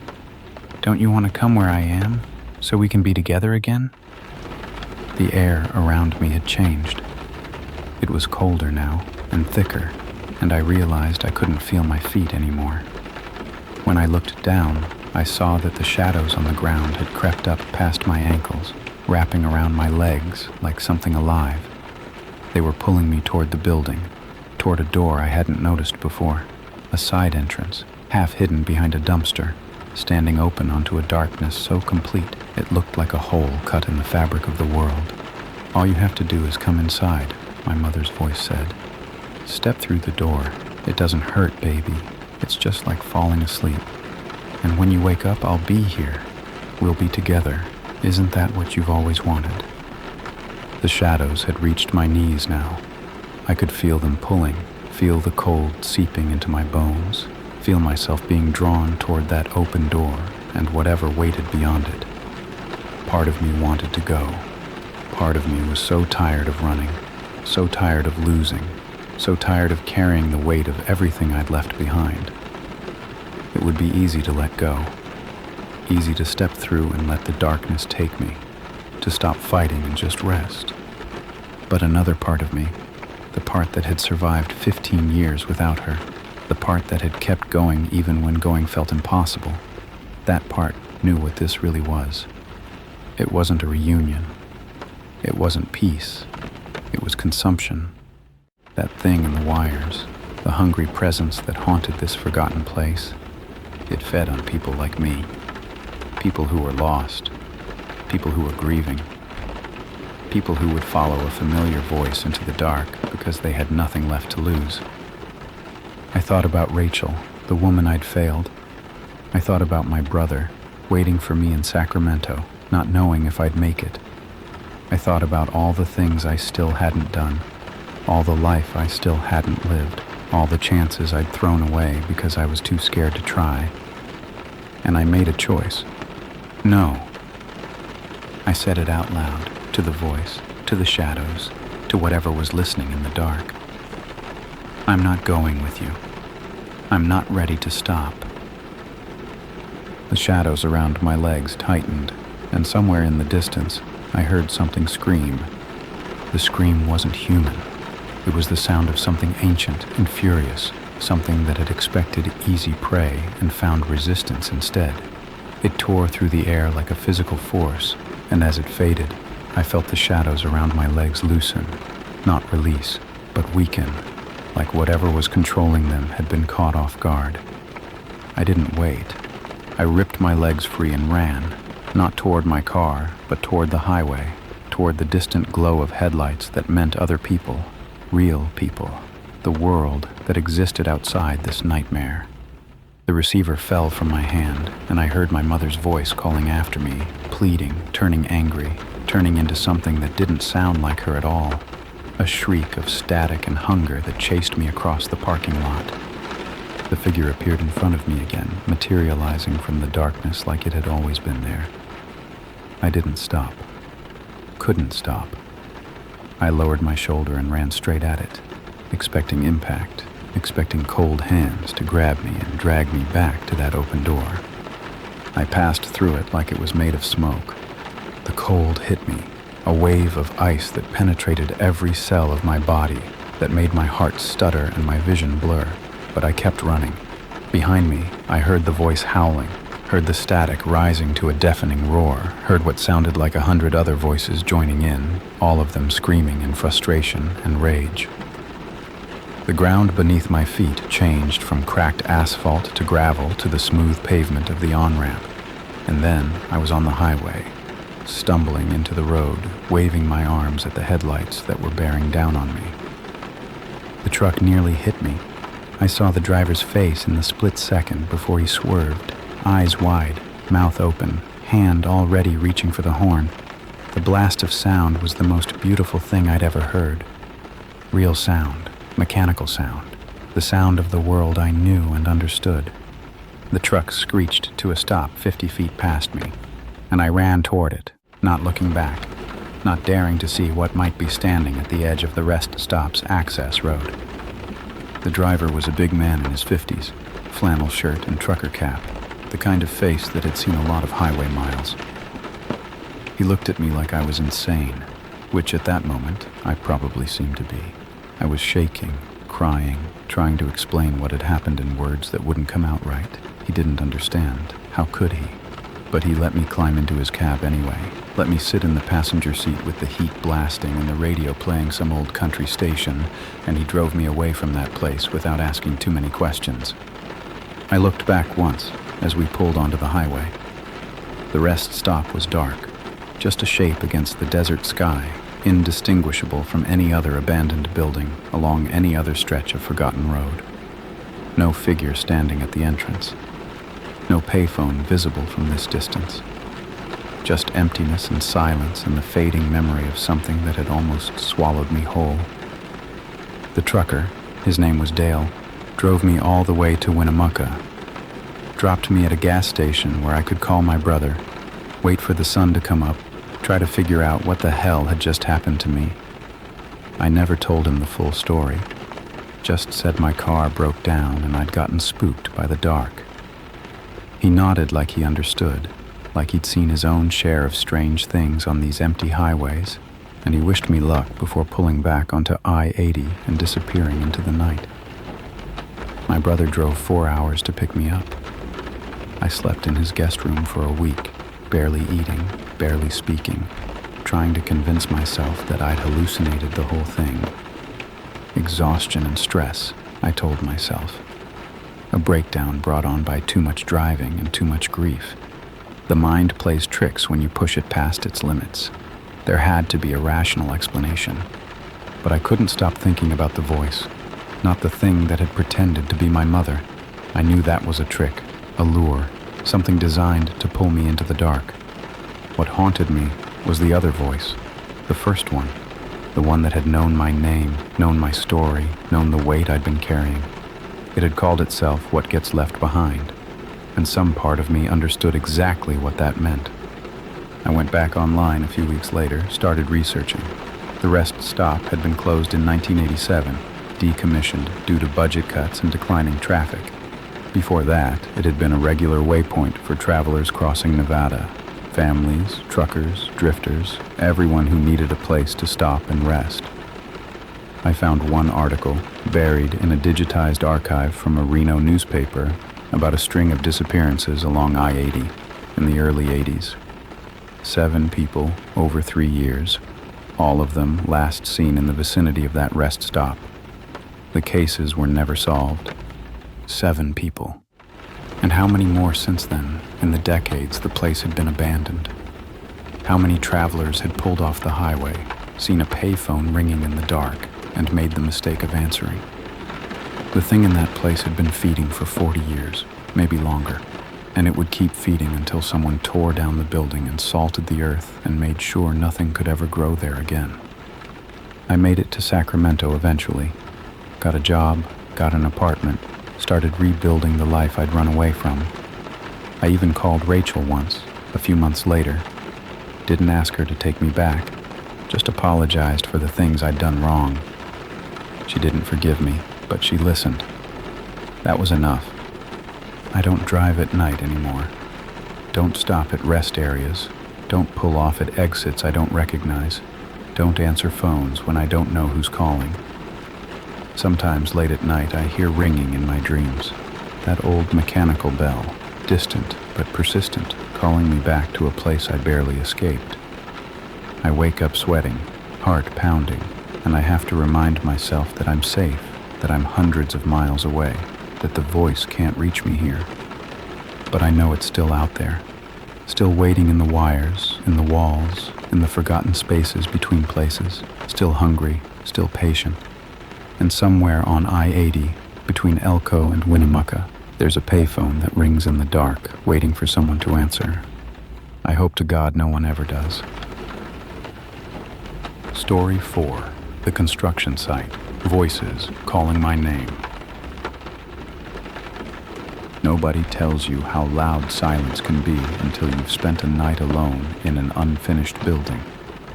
I took the security job because I needed the money, and because I'd stopped being picky about 3 months earlier, right around the time my wife decided she'd rather be someone else's wife. The divorce had cleaned me out. Lawyers, the apartment she kept, the debt we'd accumulated together, but I'd inherited alone. When the temp agency called about a night watchman position at a construction site, I said yes before they finished describing the hours. 11 at night to 7 in the morning, 5 nights a week, walking the perimeter of a half-built hospital and making sure nobody stole copper wire or spray-painted the walls. Not glamorous, but the pay was decent, and it meant I didn't have to think about anything except putting one foot in front of the other. The site was massive, a new regional medical center going up on the edge of the city, 12 stories of concrete and steel skeleton rising out of what used to be an empty lot. During the day, the place swarmed with workers, crane operators, electricians, concrete crews, all the organized chaos of major construction. But at night, after the last truck pulled away and the floodlights clicked off, the whole site transformed into something else.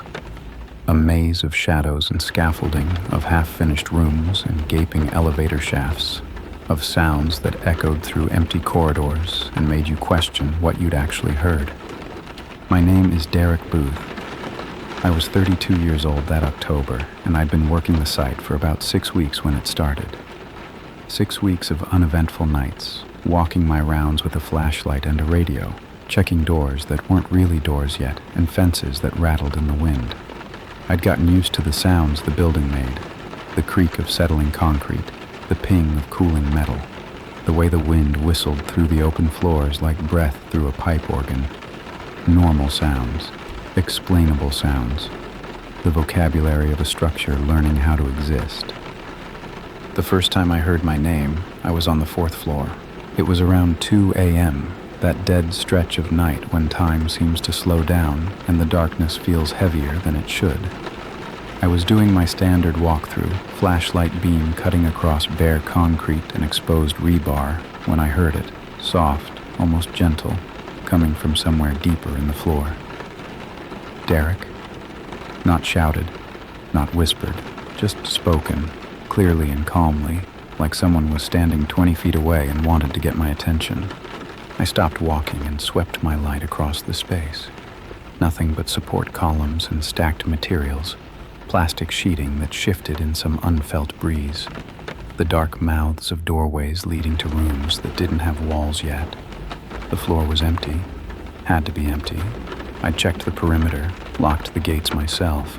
Nobody could have gotten in without me knowing. "Hello?" My voice echoed back to me, flat and strange. "Anyone there?" Silence. Just the wind outside and the building's constant settling, those familiar sounds that suddenly didn't seem so familiar anymore. I stood there for a long moment, heart beating a little faster than I wanted to admit, ears straining for any hint of movement. Nothing came. After a minute or two, I convinced myself I'd imagined it, my own name echoing in my head, a trick of exhaustion and solitude. I'd been sleeping badly since the divorce. It wasn't unreasonable to think my brain was misfiring, hearing patterns and random noise. I finished my round and didn't mention it to anyone. The second time was 3 nights later on the 8th floor. I was checking a section where they'd just started running electrical conduit, my flashlight picking out the silver tubes against the gray concrete, when I heard it again. Derek. The same tone, the same clarity, but closer this time. Close enough that I spun around, certain I'd find someone standing right behind me. The floor was empty. The building was empty. I was alone with 12 stories of concrete and steel and shadows, and something was calling my name. I told myself it was an acoustic trick, sound bouncing through the elevator shaft maybe, or carrying from outside in some weird way. Construction sites were full of strange acoustics. I'd read about that somewhere. But when I got back to the security trailer that night and sat down with my thermos of coffee, my hands were shaking. Not a lot, just enough to notice. Just enough to make me wonder if I was losing my grip on something I couldn't name. The site had a history, though I didn't know it yet. The other guards, there were 3 of us rotating shifts, didn't talk much about the job beyond the basics. Clock in, walk the rounds, clock out. But I started noticing things after that second night. The way Martinez, who worked weekends, always did his checks in pairs of floors and never went above 10. The way the day shift supervisor changed the subject whenever I asked about the guards who'd worked here before me. The way nobody ever went into the basement after dark. I should have asked more questions, should have pushed harder, demanded answers, done literally anything except what I actually did, which was show up for my next shift and walk into that building like everything was normal. But I needed the money, and some part of me, the stubborn part, the part that had survived the divorce by refusing to fall apart, wanted to prove that I wasn't the kind of person who got spooked by shadows and strange sounds. That part of me was an idiot. By the end of my second month on the site, I would understand exactly what was calling my name from the unfinished floors. I would learn what had been buried beneath the foundation, what the construction had disturbed, and why the company kept hiring new night guards to replace the ones who quit without notice. But that night, sitting in the trailer with my cold coffee and my shaking hands, all I knew was that something in that building wanted my attention, and it was getting harder to ignore. The voices, because it became voices, plural, over the following weeks, didn't follow any pattern I could identify. Some nights I'd walk all 12 floors without hearing anything except the wind and my own footsteps. Other nights, They'd start the moment I stepped through the gate, calling my name from different directions, different floors, different distances. Always my name. Always that same calm, clear tone, like someone trying to get my attention without alarming me, like someone who knew me. I started keeping a log, not officially, just a small notebook I kept in my jacket pocket, where I'd jot down the time and location every time I heard something. After 2 weeks, I had 17 entries. 4th floor, 2:47 a.m. 8th floor, 1:15 a.m. Stairwell B, 4:30 a.m. The basement entrance, 11:52 p.m. That last one was the only time I'd heard it from down there, and I'd been standing at the top of the stairs when it happened, my name rising up from the darkness below like something bubbling up from deep water. I didn't go down to investigate. The door to the basement was supposed to stay locked anyway. That was in the protocols the company had given me, highlighted in yellow. Basement access, restricted after 6 p.m. I finally asked Martinez about it one evening during shift change. He was packing up his things, eager to get home, but something in my face must have stopped him. He set down his bag and looked at me for a long moment, like he was deciding whether to tell me the truth or let me figure it out on my own. "You've been hearing them," he said, not a question. I nodded. "Started a few weeks ago. Thought I was losing it at first." Martinez rubbed his face with both hands, the gesture of a man who was very tired of something he couldn't control.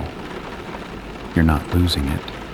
Everyone hears them eventually, the ones who work nights anyway. Day crew doesn't seem to have the same problem." "What are they?" I asked. "Who's doing this?" He picked up his bag and slung it over his shoulder, already moving toward the door. "Nobody's doing anything. It's the site. Something about this place. I don't know. I stopped asking questions after my 3rd week. You should too." He paused at the door, one hand on the frame. "Just don't go in the basement. Whatever you do, don't go down there. And if they start calling you from somewhere specific, somewhere they keep repeating, don't follow. That's when people get into trouble." He left before I could ask what kind of trouble he meant. The rain started that night around midnight, a steady downpour that drummed against the plastic sheeting and turned the unpaved sections of the site into rivers of mud. I did my rounds with my hood up and my flashlight cutting through sheets of water, the building looming above me like something waiting to swallow me whole. The sound of the rain made it harder to hear anything else, which should have been a relief. Instead, it just made me more paranoid, more certain that something was moving just outside my field of vision, using the noise as cover. I was on the 6th floor when the voices changed. It started with my name, same as always, Derek. But this time it didn't stop. This time there were words after it. A full sentence, spoken in that same calm tone, echoing through the empty floor like someone was standing just around the corner. "Derek, come down. We've been waiting for you." I froze mid-step, my flashlight beam trembling against the far wall. The rain hammered against the building's exposed frame, filling the silence between heartbeats. I waited for more, but nothing came. Just that one sentence, hanging in the air like smoke. "We." The voice had said "we," not "I," not a singular presence. "We." Multiple. Waiting. I should have left. Should have walked out of that building, driven home, called the temp agency in the morning and told them I was done. But something held me there, some combination of stubbornness and curiosity and the desperate need to understand what was happening. If I ran now, I'd never know. And the not knowing, I was starting to realize, might be worse than whatever truth was waiting in the dark. I made myself keep walking, finish the 6th floor, then the 7th, then the 8th. The voices didn't return that night, but I could feel them anyway. A presence in the walls, in the concrete, in the bones of the building itself. Something watching, something patient. The next morning, before I went home, I did something I probably shouldn't have. I went to the site office and found the filing cabinet where they kept the project records. Most of it was permits and schedules and budget reports, the mundane paperwork of construction. But near the back, in a folder that looked like it had been shoved there and forgotten, I found something else. A geological survey from before construction began, a series of photographs, and a memo from the project manager to the development company, dated 8 months earlier. The photographs showed what they'd found when they broke ground on the site. Not old pipes or forgotten infrastructure. That would have been normal for a lot this size in a city this old. What they found was a cemetery. Unmarked, unrecorded, probably dating back 100 years or more. Dozens of graves, maybe more, scattered across the footprint of the building like seeds in a field. The memo was brief and professional. It recommended halting construction until the remains could be properly excavated and relocated. The response, scrawled at the bottom in different handwriting, was even briefer. Proceed as planned. Budget doesn't allow for delays. They'd poured the foundation right on top of them. 12 stories of concrete and steel, built on a graveyard that nobody was supposed to know about. And whatever was down there had started calling my name. I should have quit after I found those documents. Should have walked out of the site office, driven straight to the temp agency, and told them to find someone else to babysit their haunted construction site. A smarter man would have done exactly that. But I kept thinking about the other guards, the ones who'd worked here before me, the ones nobody wanted to talk about. What had happened to them? Had they heard the voices too? Had they found the same folder, read the same memo, understood the same terrible truth about what this building was sitting on? I needed to know. That's the only way I can explain what I did next. I started researching on my own time, digging through historical records and old newspaper archives at the public library. The lot where they'd built the hospital had belonged to the city for over a century, used for various purposes over the decades. A workhouse in the 1890s, a sanatorium in the early 1900s, a county poorhouse until it closed in 1952. The kind of place where people went to die when they had nowhere else to go and no one to claim their bodies afterward.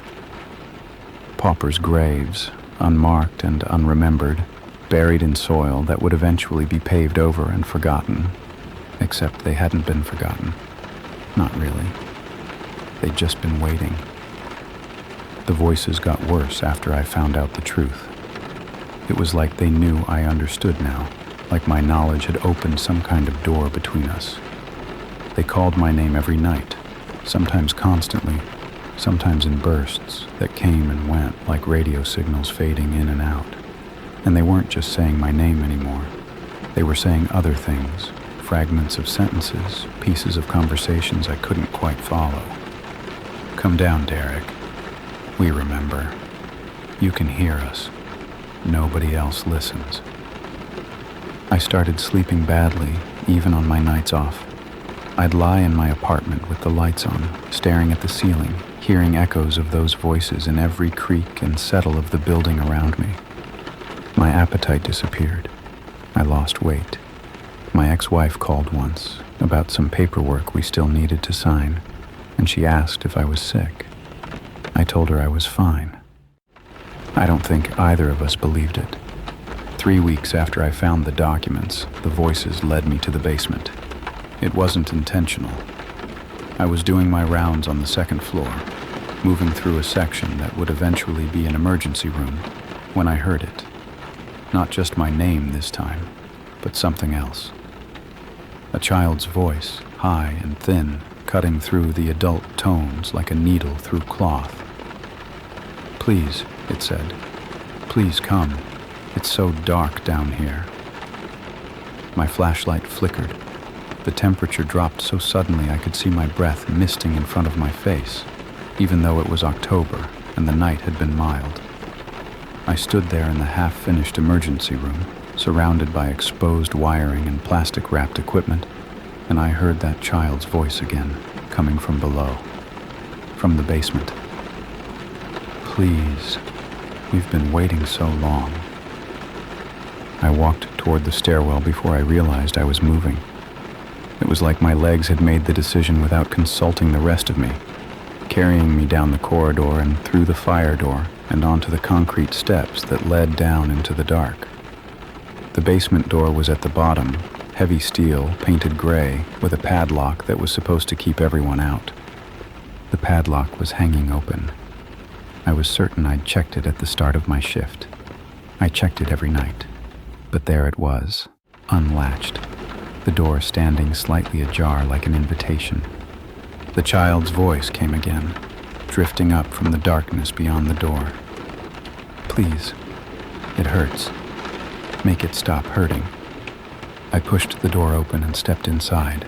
The smell hit me first, damp earth and something older, something organic and decayed, like a root cellar that had been sealed for decades. My flashlight cut a weak beam through the blackness, illuminating concrete pillars and drainage pipes and the massive foundation supports that held up the 12 stories above. The basement was huge, stretching out in all directions, sectioned off into rooms and corridors that hadn't been finished yet. Construction materials were stacked everywhere.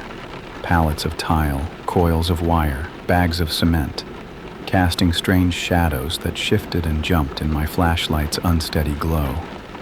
I walked deeper into the basement, following the sound of the child's voice. It stayed ahead of me, always just around the next corner, always just out of reach. "This way," it said. "We're over here. We've been waiting for you, Derek." The other voices joined in as I walked, rising up from the concrete floor like they were seeping through the foundation itself. Dozens of them now, maybe more, all speaking at once in a layered chorus that filled my head until I couldn't hear my own thoughts. They said my name. They said please. They said we remember, and nobody came, and it was so cold, and we couldn't get out. I stopped walking when I reached the far wall of the basement. My flashlight had started flickering badly, the beam cutting in and out like a dying heartbeat. In the moments of illumination, I could see that the wall in front of me was different from the others. Rougher, less finished, like the concrete had been poured in a hurry. And at the base of the wall, half buried in the floor, I could see something that made my stomach turn to ice. Bones. Small ones, the size of a child's hand, protruding from the concrete like flowers pushing up through soil. The voices stopped all at once, and in the silence that followed I heard something else. Footsteps, heavy and slow, coming from somewhere behind me in the dark. Coming closer. I turned around, and my flashlight died completely. The darkness in that basement was absolute, the kind of black that presses against your eyes, that makes you question whether you ever really knew what seeing was. I shook the flashlight desperately, slammed it against my palm, but nothing happened. The batteries had been fresh at the start of my shift. I'd checked them myself.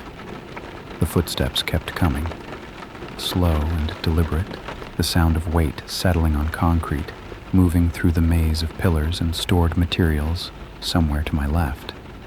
I couldn't tell how far away they were. Sound did strange things in that space, bouncing off walls and surfaces until direction lost all meaning, but they were getting closer. I was certain of that much. I pressed my back against the rough wall, the wall with the bones, with the evidence of what this building had been constructed on, and tried to control my breathing. Panic would kill me faster than anything else down here. I needed to think, needed to remember the layout, needed to find my way back to the stairs before whatever was making those footsteps found me first. The voices started again, but different now. Quieter, more intimate. They whispered from the walls themselves, from the concrete and the rebar and the foundation that held up 12 stories of steel and ambition. "You found us," they said.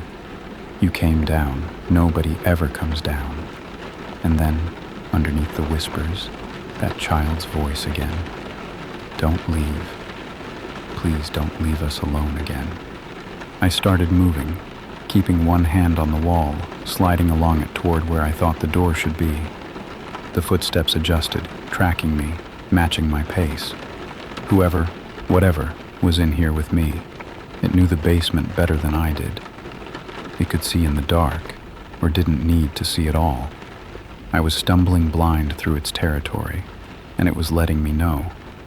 My hand found empty air where the wall should have continued.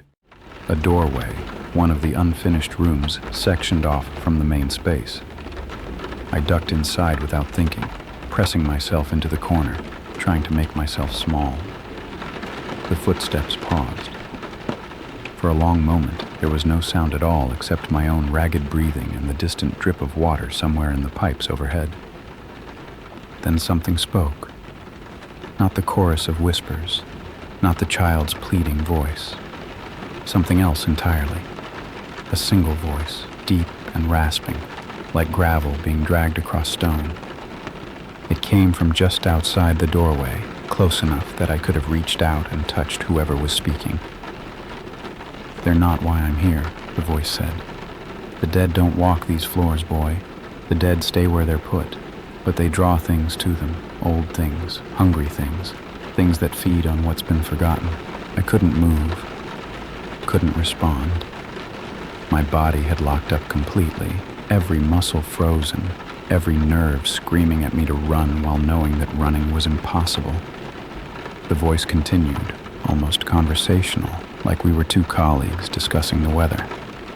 This place was a wound before they built on it. All those people dying with no one to remember them. That kind of grief soaks into the ground, poisons it, makes it attractive to things that shouldn't exist anymore. A pause. A sound like dry laughter. I've been feeding here for 60 years, ever since the poorhouse closed and everyone forgot what was buried underneath. The construction just made it easier. More people coming and going, more workers to pick off when no one was watching. The pieces clicked together in my head with horrible clarity. The guards who'd worked before me, the ones nobody talked about, they hadn't quit. They'd disappeared, just like the vagrants who probably sheltered here before the site was fenced off, just like anyone else unlucky enough to wander into this place after dark. Whatever was standing outside that doorway, it wasn't a ghost. It was something worse, something that had made the cemetery its hunting ground and the voices its lure. "You heard them calling," the voice said. "You came down when they asked. That's more than most manage.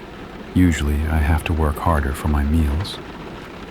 I heard it move then, a rustle of fabric, the scrape of something against concrete.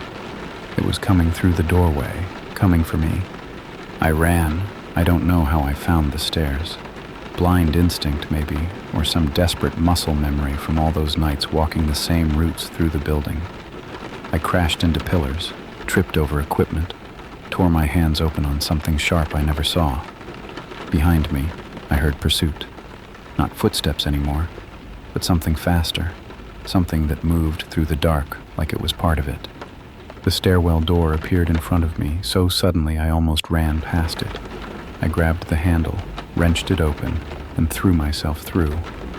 The thing behind me was close. I could feel the air pressure change, could smell something rotten and ancient in the space behind my head. I slammed the door shut and heard something hit the other side with enough force to rattle the hinges. I took the stairs 3 at a time, burst through the door at the top, and kept running. Through the second floor, through the emergency room that would never heal anyone, out into the construction site where the rain had stopped and the first gray light of dawn was starting to color the eastern sky. I didn't stop until I reached my car, didn't look back, didn't let myself think about what had almost happened in that basement. My hands were shaking so badly it took 3 tries to get the key in the ignition. The engine turned over, the headlights cut through the pre-dawn gloom, and I drove out of that site like something was still chasing me. Maybe it was. I never went back to that site. Called the temp agency from my apartment that morning, told them I was done, told them they could mail my last check. The woman on the phone asked if something had happened, if there was a problem she could help with. I almost laughed. What was I supposed to say? That their client had built a hospital on top of a mass grave, and something had been living in the basement eating security guards for 6 decades. She would have thought I was insane. Some days, I still wonder if I am. The cuts on my hands took 2 weeks to heal. I'd torn them open on rebar or sheet metal or something else I never saw. and they got infected before I finally went to a clinic and got them properly cleaned. The nurse who treated me asked what happened, and I told her I'd had an accident at work. She didn't push for details. I think she could see in my face that I didn't want to talk about it. I tried to report what I'd found. Not the creature, but the cemetery. The bones in the foundation, the memo I'd seen in the project files. I called the city's historical preservation office, the state health department, even a journalist at the local paper who covered development issues. Nobody was interested. The construction company had permits, had approvals, had lawyers who could make problems disappear. One bureaucrat actually laughed when I mentioned unmarked graves, told me that half the city was probably built on top of someone's bones, and there was nothing anyone could do about it now. The hospital opened 14 months later. I watched the coverage on the news, the ribbon cutting, the smiling executives, the mayor talking about economic development and community health, 12 stories of glass and steel, state-of-the-art facilities, hundreds of beds for patients who would never know what they were sleeping on top of. I wondered how many of those patients would hear voices in the night. I wondered how many would dismiss them as fever dreams or medication side effects, never knowing that something underneath them was listening. I moved out of the city 6 months after the hospital opened. Couldn't stand being that close to it. Couldn't drive past without feeling my chest tighten and my hands start to shake. I found a job in a smaller town 2 hours north doing maintenance for an apartment complex. Day shift only. I made that clear during the interview. Said I had a medical condition that made night work impossible. They didn't ask for details. The nightmares followed me anyway. They always started the same way. I'd be walking through the unfinished floors of that building, flashlight cutting through the dark, and I'd hear the voices calling my name. Sometimes I'd make it to the basement door before I woke up. Sometimes I'd go through it, descend those concrete stairs, and find myself face to face with the thing that had been waiting for me. I never saw it clearly, even in dreams. Just an impression of size and wrongness, of something that had worn a human shape so long ago, it had forgotten what humans actually looked like. I tried therapy for a while. The counselor was kind, patient, good at her job. She helped me work through some of the trauma from the divorce, helped me understand why I'd been so desperate to prove myself at that job, even when every instinct told me to run. But I never told her about the voices, never told her about the basement, the bones, the thing that had spoken to me in the dark. Some experiences don't fit into the frameworks therapists use. Some things just have to be carried. I looked up Martinez once, about a year after I quit, found his number through some old paperwork, and called him on a Sunday afternoon, not sure what I wanted to say. He picked up on the fourth ring, and when I told him who I was, there was a long silence on the other end. "You got out?" he finally said. His voice sounded older than I remembered, tired in a way that went deeper than sleep could fix. "I wasn't sure you would." I asked him why he'd stayed, why he kept working nights at a place he knew was dangerous. He was quiet for a moment, and when he answered, his voice was barely above a whisper.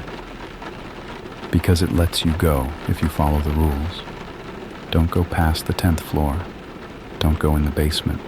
Don't answer when they call you by name." A pause. "You answered, didn't you? You went down."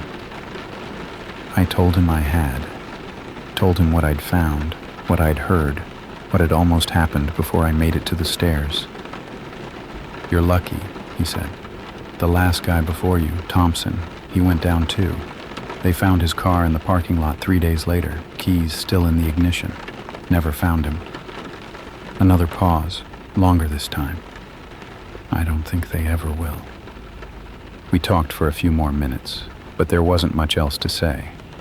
He was still working the site, still walking his rounds, still following the rules that kept him alive. I asked him why he didn't just quit, and he laughed, a hollow, humorless sound that told me everything I needed to know. "Where else am I gonna go?" he said. "At least here I know what the monster looks like." I think about that sometimes, about Martinez, still walking those floors, about the thing in the basement, still feeding on anyone unlucky enough to wander into its territory, about the patients in that hospital, sleeping in their beds above a graveyard full of forgotten dead, never knowing what's listening to them from below. The voices still find me occasionally, even now. Late at night, when the world goes quiet and the darkness presses in, I'll hear something that sounds almost like my name, distant, muffled, like it's coming from very far away or very deep underground. I tell myself it's just my imagination, just the echo of a trauma I haven't fully processed. I tell myself that thing can't reach me here, 2 hours away, in a town it's never seen. But I sleep with the lights on anyway, and I never ever answer when something calls my name in the dark. Story 5. The breathing I heard through the wall.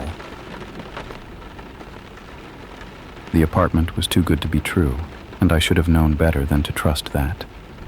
800 square feet in a pre-war building, hardwood floors, crown molding, a clawfoot tub in the bathroom, all for $1,200 a month in a neighborhood where studios went for twice that.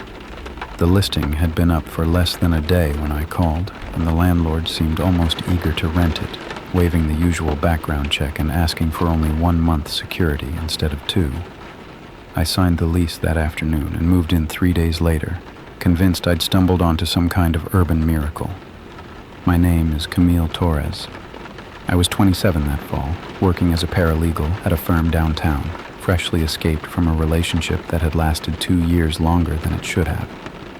The apartment was supposed to be my fresh start, a place that was mine alone, where I could figure out who I was without someone else's expectations pressing in from every side. I'd never lived by myself before. The silence took some getting used to, but I told myself that was normal. Everyone feels a little unmoored at first. Everyone hears sounds they can't explain when they're adjusting to a new space. The building was old, built in the 1920s according to the date carved into the limestone above the entrance. 6 stories, 12 units, the kind of place that had probably been elegant once and had since settled into a comfortable shabbiness. The hallways smelled like old wood and radiator heat, and the elevator made sounds that suggested it was being operated by ghosts. My apartment was on the 4th floor, Unit 4B, wedged between the stairwell and Unit 4A, which, according to my landlord, had been vacant for almost a year.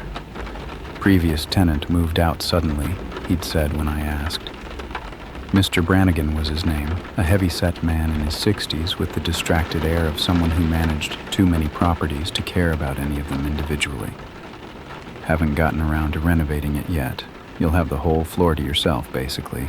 Nice and quiet. Nice and quiet. That's exactly what I wanted. And for the first 2 weeks, that's exactly what I got. I unpacked my boxes, arranged my furniture, hung pictures on walls that were thick enough to muffle any sound from the units above or below. The building was peaceful in a way my old place had never been. No thumping bass from upstairs neighbors, no arguments bleeding through the ceiling, no sounds of other people living their lives just inches away from mine. I slept better than I had in months. I started cooking again, started reading again, started feeling like myself for the first time since the breakup. Then I started hearing the breathing. It was subtle at first, so subtle that I dismissed it as imagination, as the building settling, as some quirk of old plumbing or ventilation that I hadn't learned yet. I'd be lying in bed at night, drifting toward sleep, and I'd become aware of a sound coming from the wall behind my headboard, the wall I shared with the vacant apartment next door. A soft, rhythmic sound, in and out, like someone sleeping just on the other side of the plaster. The first few times, I told myself it was my own breathing I was hearing, amplified somehow by the acoustics of the room. I'd hold my breath and listen, and sometimes the sound would stop, and I'd feel foolish for being paranoid. But other times it continued, that slow, steady rhythm that had nothing to do with my lungs, nothing to do with anything I could control or explain. I knocked on the wall once, in the middle of the night, when the sound was louder than usual. 3 sharp raps, the kind of thing you do when you want a noisy neighbor to quiet down. The breathing stopped immediately, just cut off, like someone had been caught doing something they shouldn't. I lay there in the dark, heart pounding, ears straining for any hint of movement. Nothing came. After 10 minutes of silence, I convinced myself I'd scared off a raccoon or a pigeon that had somehow gotten into the walls. Old buildings had pests. That was normal. That was fine. But the next night, it was back. And the night after that. And the night after that. I started sleeping with music on, just loud enough to mask the sound. Started keeping my headboard pulled a few inches away from the wall, as if that thin gap could protect me from whatever was on the other side. I told myself I was being ridiculous, that I'd lived in the city for 6 years and dealt with far worse than some mysterious breathing sounds. Rats in the walls, pigeons in the vents. A building this old was bound to have wildlife living in the spaces between apartments. Except the breathing didn't sound like an animal, it sounded human, it sounded close. And sometimes, late at night, when the city went quiet and there was nothing to hear except that soft, rhythmic whisper from the other side of my bedroom wall, it sounded like it was waiting for something.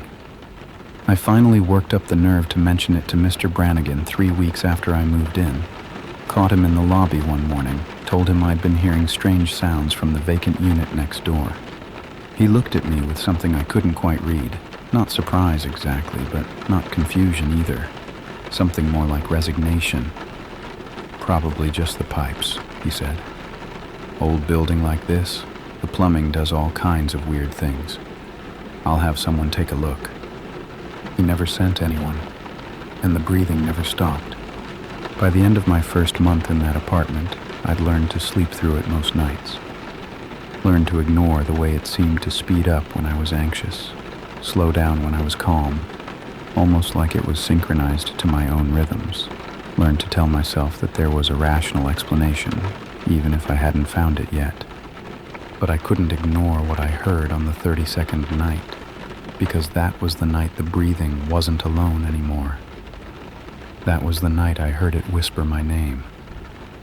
I told myself I'd imagined it, told myself I'd been half asleep, dreaming, caught in that hazy space between consciousness and rest, where the brain conjures things that aren't real. But I'd been awake. I knew I'd been awake because I'd been lying there for over an hour, unable to sleep, listening to that familiar rhythm from the other side of the wall. In and out. In and out. And then, so soft I almost missed it, threaded through the exhale like smoke through air. Camille. I didn't sleep the rest of that night. Sat up in bed with the lights on, watching the wall like it might open up and reveal whatever was hiding behind it. The breathing had stopped after the whisper, cut off the same way it had when I'd knocked weeks earlier. But this time, I hadn't done anything to startle it. This time it had simply said what it wanted to say and gone silent, like a message delivered. The next morning, I did something I probably should have done weeks earlier. I walked down to the lobby, found the super's office, and asked for access to apartment 4A. The super was a wiry man named Tedesco who always seemed to be in the middle of fixing something. He looked up from the pipe fitting he was working on and shook his head before I'd even finished asking. "Can't let you in there," he said. "Landlord's orders. Nobody goes in 4A until they're ready to renovate." "I've been hearing sounds," I said, "coming from that unit, every night. I think someone might be living in there without permission." Tedesco's expression flickered, just for a moment, just long enough for me to notice, before settling back into professional neutrality. "Building's old," he said. "Sounds travel, could be coming from anywhere." He turned back to his pipe fitting, clearly done with the conversation. "I'll mention it to Brannigan." He didn't mention it to Brannigan. Or if he did, Brannigan didn't care. I waited a week for someone to follow up, to check the unit, to do literally anything about my complaint. Nobody came, nobody called, and every night the breathing continued, that soft, steady rhythm that had become the soundtrack of my sleepless hours. I started doing research, spent my lunch breaks at the office searching public records, trying to find out anything I could about the building, about Unit 4A, about whoever had lived there before.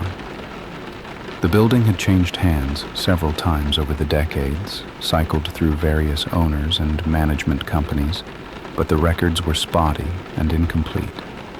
What I did find was a single newspaper article from 2019, 3 years before I'd moved in, about a woman who'd gone missing from an address that matched my building. Her name was Helen Marsh, 42 years old, lived alone, worked as a librarian at a branch downtown. She'd stopped showing up for work one October, and when her colleagues finally called the police to check on her, her apartment was empty. No signs of struggle, no note, no indication of where she'd gone or why. The case had never been solved, and the article ended with the usual plea for anyone with information to contact the police. The article didn't specify which unit Helen Marsh had lived in, but I already knew. I felt it in my bones, in the crawling sensation at the back of my neck, in the way the breathing seemed louder that night than it had ever been before. Helen Marsh had lived in 4A. Helen Marsh had disappeared, and something was still in there, waiting, breathing through the wall. I bought a stethoscope from a medical supply store the next day. Felt absurd doing it, like a character in a horror movie making the exact wrong decision, but I needed to know. Needed to understand what I was dealing with before I could figure out how to make it stop. That night, after midnight, I pressed the chest piece against the wall behind my bed and listened. The breathing was clearer through the stethoscope, amplified and intimate in a way that made my skin crawl. I could hear the subtle variations I'd been missing, the slight catch at the top of each inhale, the whistle at the end of each exhale, the wet quality that suggested lungs that weren't working quite right. It wasn't the breathing of someone healthy. It was the breathing of someone struggling, laboring, fighting for each breath like it might be their last. And then, as I listened, it changed. The rhythm broke, stuttered, became something faster and more erratic, like whoever was breathing had realized I was listening. Like they could feel my attention pressing through the wall the same way I could feel their presence. The whispering started again. Not my name this time. Something else. Something longer. A string of syllables I couldn't quite make out. I pulled the stethoscope away, heart hammering, and the sound bled through the wall even without amplification. That wet, labored voice, speaking words that might have been English or might have been something older. Something that predated language as I understood it. I scrambled off the bed and pressed myself against the far wall of my bedroom, as far from the shared wall as I could get. The whispering continued for another 30 seconds, then faded back into the familiar rhythm of breath, in and out, like nothing had happened, like it had said what it needed to say and was content to wait again. I didn't sleep at all that night. Sat in my living room with every light on, wrapped in a blanket, watching the bedroom door like something might come through it. The breathing continued until dawn, steady and patient, and I swore I could feel it pressing against the wall, a weight, a presence, something that wanted in. When the sun finally rose, I called in sick to work. Then I called a locksmith and had him change every lock in my apartment, even though I knew it wouldn't help. Whatever was in 4A, it wasn't coming through the door. It was already inside the walls, and it knew my name. I tried to leave, packed a bag that same morning, called my sister in New Jersey, told her I needed to stay with her for a few days. She didn't ask questions. We'd always been close, and she could hear something in my voice that told her not to push. I was halfway to Penn Station when I realized I'd left my laptop at the apartment, the one with all my work files, the one I absolutely needed if I was going to keep my job while hiding from whatever was breathing through my bedroom wall. I went back. That was my first mistake. The apartment felt different when I unlocked the door, though I couldn't say exactly how. The air seemed thicker, heavier, charged with something that made the hair on my arms stand up. I moved quickly through the living room, grabbed my laptop from the desk, shoved it into my bag. I was almost to the front door when I heard it, Not breathing this time, but something else. A sound from the shared wall in the bedroom, like knuckles dragging slowly across plaster. Like someone running their fingers along the surface from the other side, tracing patterns I couldn't see. I should have kept walking, should have been out the door and down the stairs and on a train to New Jersey before whatever was in that wall could do anything else. But something made me stop. Something made me turn toward the bedroom, toward that sound, toward the presence I'd been running from for weeks. Maybe it was curiosity. Maybe it was the desperate need to understand. Or maybe it was something else, some pull I couldn't name, some gravity that the thing in 4A had been building around me since the first night I'd heard it breathe. I walked to the bedroom doorway and looked inside. The wall behind my bed was bulging. Not dramatically, not like something was about to burst through, but enough to notice. A subtle swelling in the plaster, a curve where there should have been a flat surface. As I watched, it pulsed. Once, twice. Like something on the other side was pressing against it, testing its strength, seeing how much pressure the old plaster could take. The breathing started again, louder than I'd ever heard it. Not muffled by the wall anymore, but somehow present in the room itself, filling the space around me until I couldn't tell where it was coming from. And underneath the breathing, that wet whisper I'd heard through the stethoscope, words that weren't quite words, sounds that seemed to bypass my ears and settled directly into my brain. I ran. Left my laptop, left my bag, left everything except my phone and my keys. Took the stairs because I couldn't stand the thought of waiting for the elevator, of being trapped in that small metal box while whatever was in the walls figured out how to reach me. I burst through the lobby doors and didn't stop until I was 3 blocks away, gasping for breath on a busy street corner while pedestrians gave me concerned looks and a wide berth. I didn't go to New Jersey. Instead, I went to the public library and spent the next 4 hours digging deeper into Helen Marsh's disappearance. The newspaper article I'd found was just the beginning. There were police reports, filed and forgotten in the city's digital archives, interviews with neighbors who'd heard strange sounds from her apartment in the weeks before she vanished. A note from the investigating detective mentioning that the walls of Unit 4A had shown signs of unusual structural damage that couldn't be explained by normal wear and tear. The case had been classified as a missing person, but reading between the lines, it was clear the police suspected something worse. They just couldn't prove it. The deepest I dug, the worse it got. Helen Marsh wasn't the first person to disappear from that building.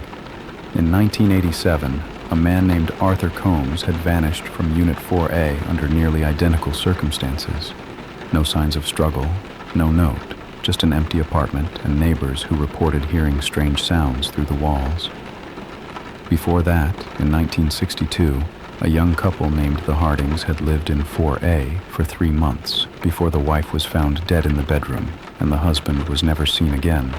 The official cause of death was heart failure, but the coroner's notes mentioned unexplained contusions and significant weight loss inconsistent with the timeline. 3 disappearances, 3 tragedies, all connected to the same apartment spanning 60 years.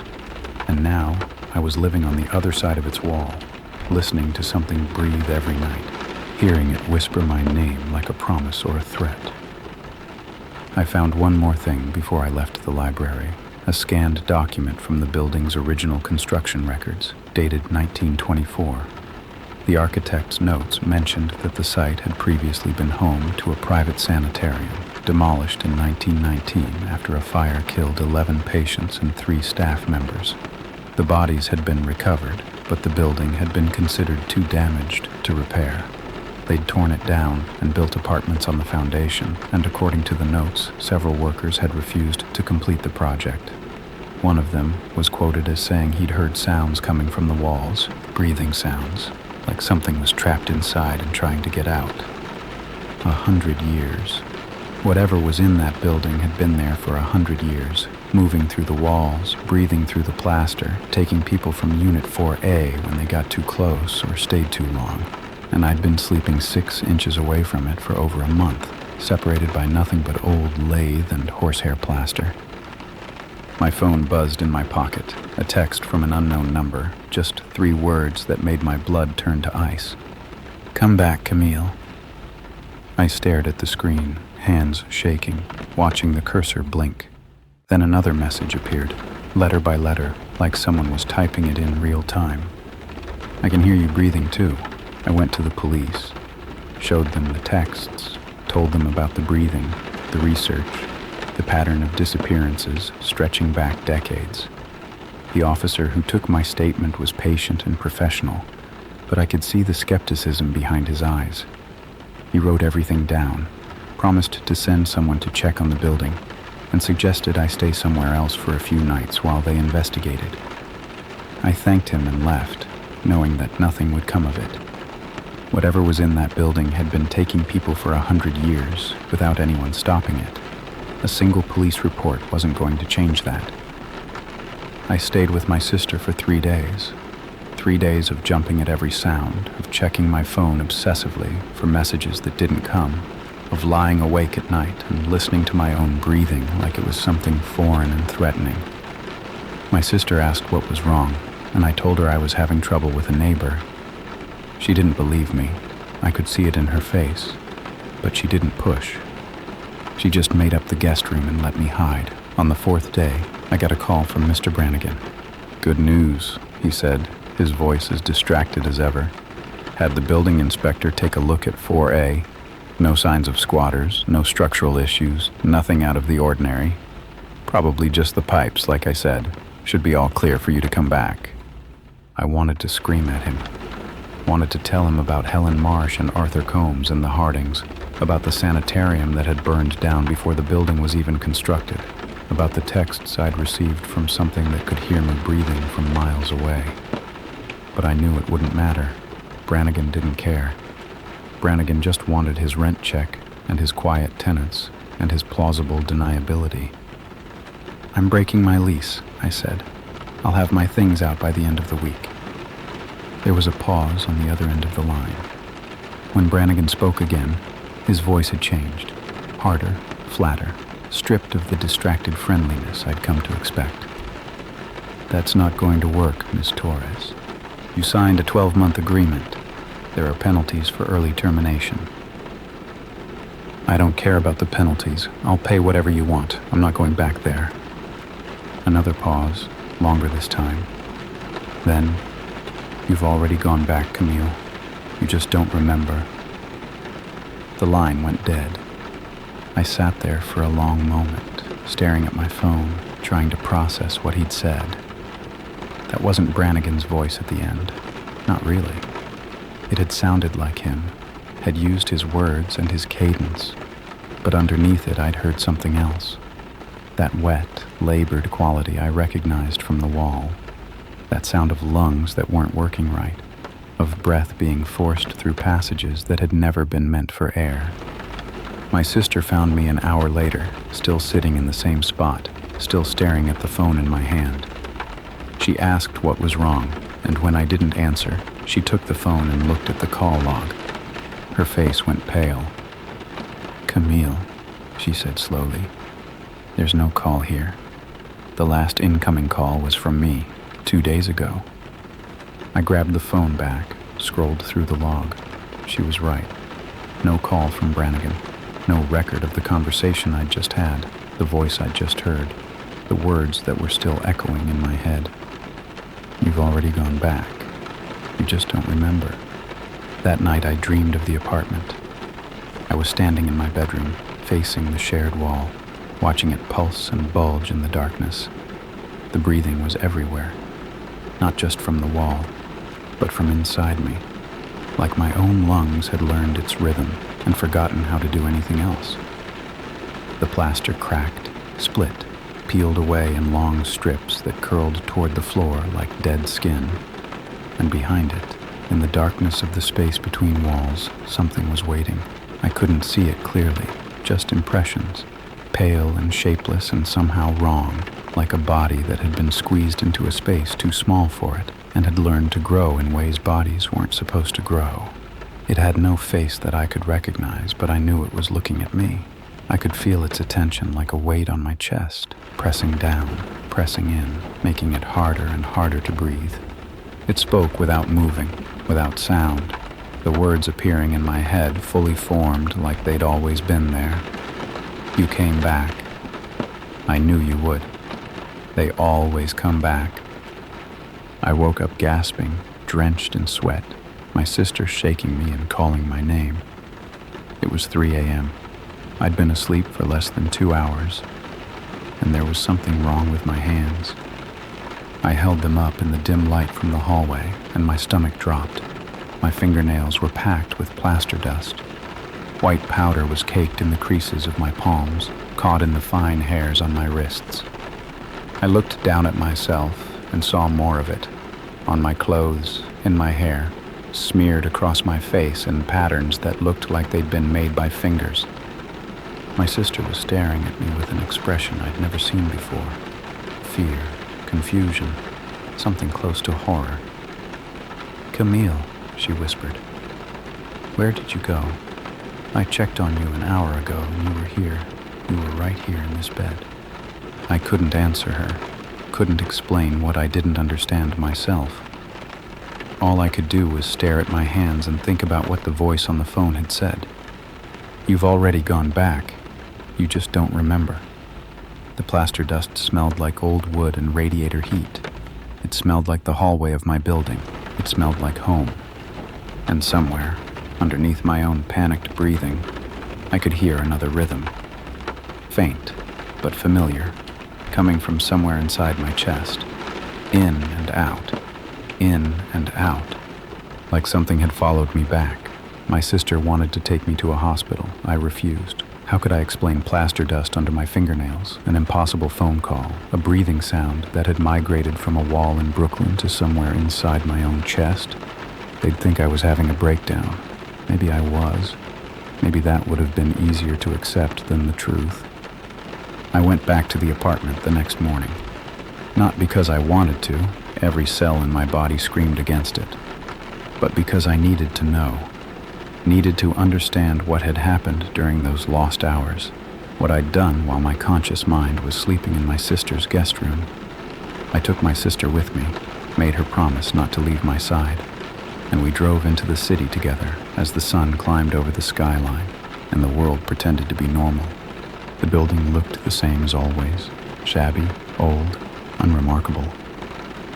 We took the stairs to the 4th floor, my heart pounding harder with each step, that second rhythm in my chest keeping pace like a shadow. The hallway was empty. The door to 4B was closed. Everything was exactly as I'd left it 4 days earlier. But the door to 4A was open, not all the way, just a few inches, just enough to see darkness beyond it. My sister grabbed my arm, told me we should leave, told me we should call someone. I shook her off and walked toward that gap like I was being pulled by a string. The breathing in my chest was louder now, faster, synchronized with something I couldn't see but could feel waiting just beyond that door. I pushed it open and stepped inside.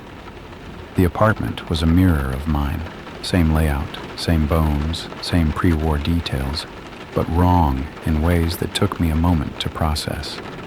The walls were covered in handprints, hundreds of them, maybe thousands, pressed into plaster that had gone soft and gray like rotting flesh. They overlapped and intersected, large hands and small hands, fresh prints and ancient ones, a gallery of everyone who had ever touched these walls and left something of themselves behind. And in the center of the living room, where there should have been a floor, there was a hole. It wasn't a structural collapse or a construction flaw. It was deliberate. A perfect circle maybe 6 feet across, the edges smooth and worn like they'd been rubbed by decades of passage. The hole went down into darkness, so complete that my flashlight couldn't find the bottom. And from that darkness came the breathing I knew so well, amplified now, resonant, the sound of lungs that had grown too large for any human body. My sister was calling my name from the hallway, begging me to come back, but her voice sounded far away, muffled by something I couldn't see. I walked to the edge of the hole and looked down. The darkness looked back. I understood then. The thing in the walls wasn't a ghost or a demon or anything I had a name for.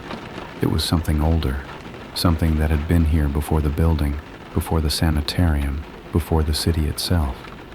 It lived in the spaces between things, in the gaps and the voids, and the places where the world hadn't quite finished forming. The building hadn't awakened it.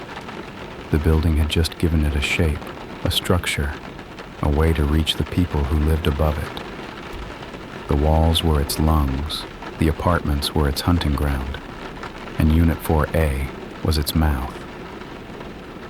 The breathing shifted, and I felt something change in my chest, that second rhythm speeding up, pulling at me, trying to drag me forward into the hole.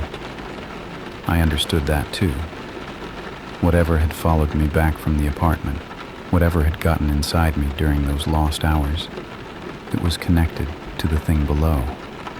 A piece of it, planted like a seed, waiting to bloom. I could feel it growing, could feel it pressing against my ribs, wrapping around my lungs, learning the shape of me from the inside out. If I stayed, if I let it finish what it had started, I would become another handprint on the wall, another name in the building's history of disappearances, another meal for something that had been feeding on this city for longer than anyone knew. I stepped back from the edge. It was the hardest thing I've ever done, fighting against that pull, that gravity, that voice in my chest telling me to let go and fall and finally stop running. But I thought about my sister in the hallway. I thought about Helen Marsh and Arthur Combs and all the others who hadn't made it out. I thought about the life I still wanted to live, the person I still wanted to become. And I ran. We made it out of the building and kept going, drove straight to a church in Midtown, one of the old ones, stone walls and stained glass and centuries of prayers soaked into every surface. I'm not religious, never have been, but I didn't know where else to go. The priest who found us must have seen something in my face because he didn't ask questions, just led me to a pew and let me sit there shaking while my sister explained as much as she could. I don't know if what happened next was an exorcism or a blessing or just the placebo effect of being somewhere that felt safe. The priest spoke words I didn't understand, made signs I didn't recognize, and somewhere in the middle of it, I felt that second rhythm in my chest stutter and fade. Not disappear, I'm not sure it ever fully disappeared, but quiet, dormant, like something going back to sleep. I never returned to the apartment. Had movers pack up my things while I stayed in New Jersey, and I didn't keep anything that had been in the bedroom. I broke the lease by certified mail and ignored every attempt Brannigan made to contact me about penalties or deposits or anything else. That was 8 months ago. I live in California now, in a house with no shared walls and no basement and no spaces where something could hide and breathe. I sleep with a white noise machine and a light on, and I've learned not to listen too closely to the silence. Some nights I still feel it, that faint second rhythm, barely perceptible, pulsing somewhere behind my sternum. The doctors say it's anxiety. I let them believe that, but I know the truth. Whatever was in that building got a piece of me, and whatever piece it took, it's still connected, still listening, still breathing when I breathe, waiting for the day I forget to be careful, waiting for the moment I let my guard down and follow some sound I shouldn't follow into some darkness I shouldn't enter. I won't go back to New York, won't go near that building or that neighborhood or anything that reminds me of those walls. But sometimes, late at night, I hear something that sounds almost like my name, whispered from very far away, carried on a breath that isn't mine. And I have to remind myself not to answer,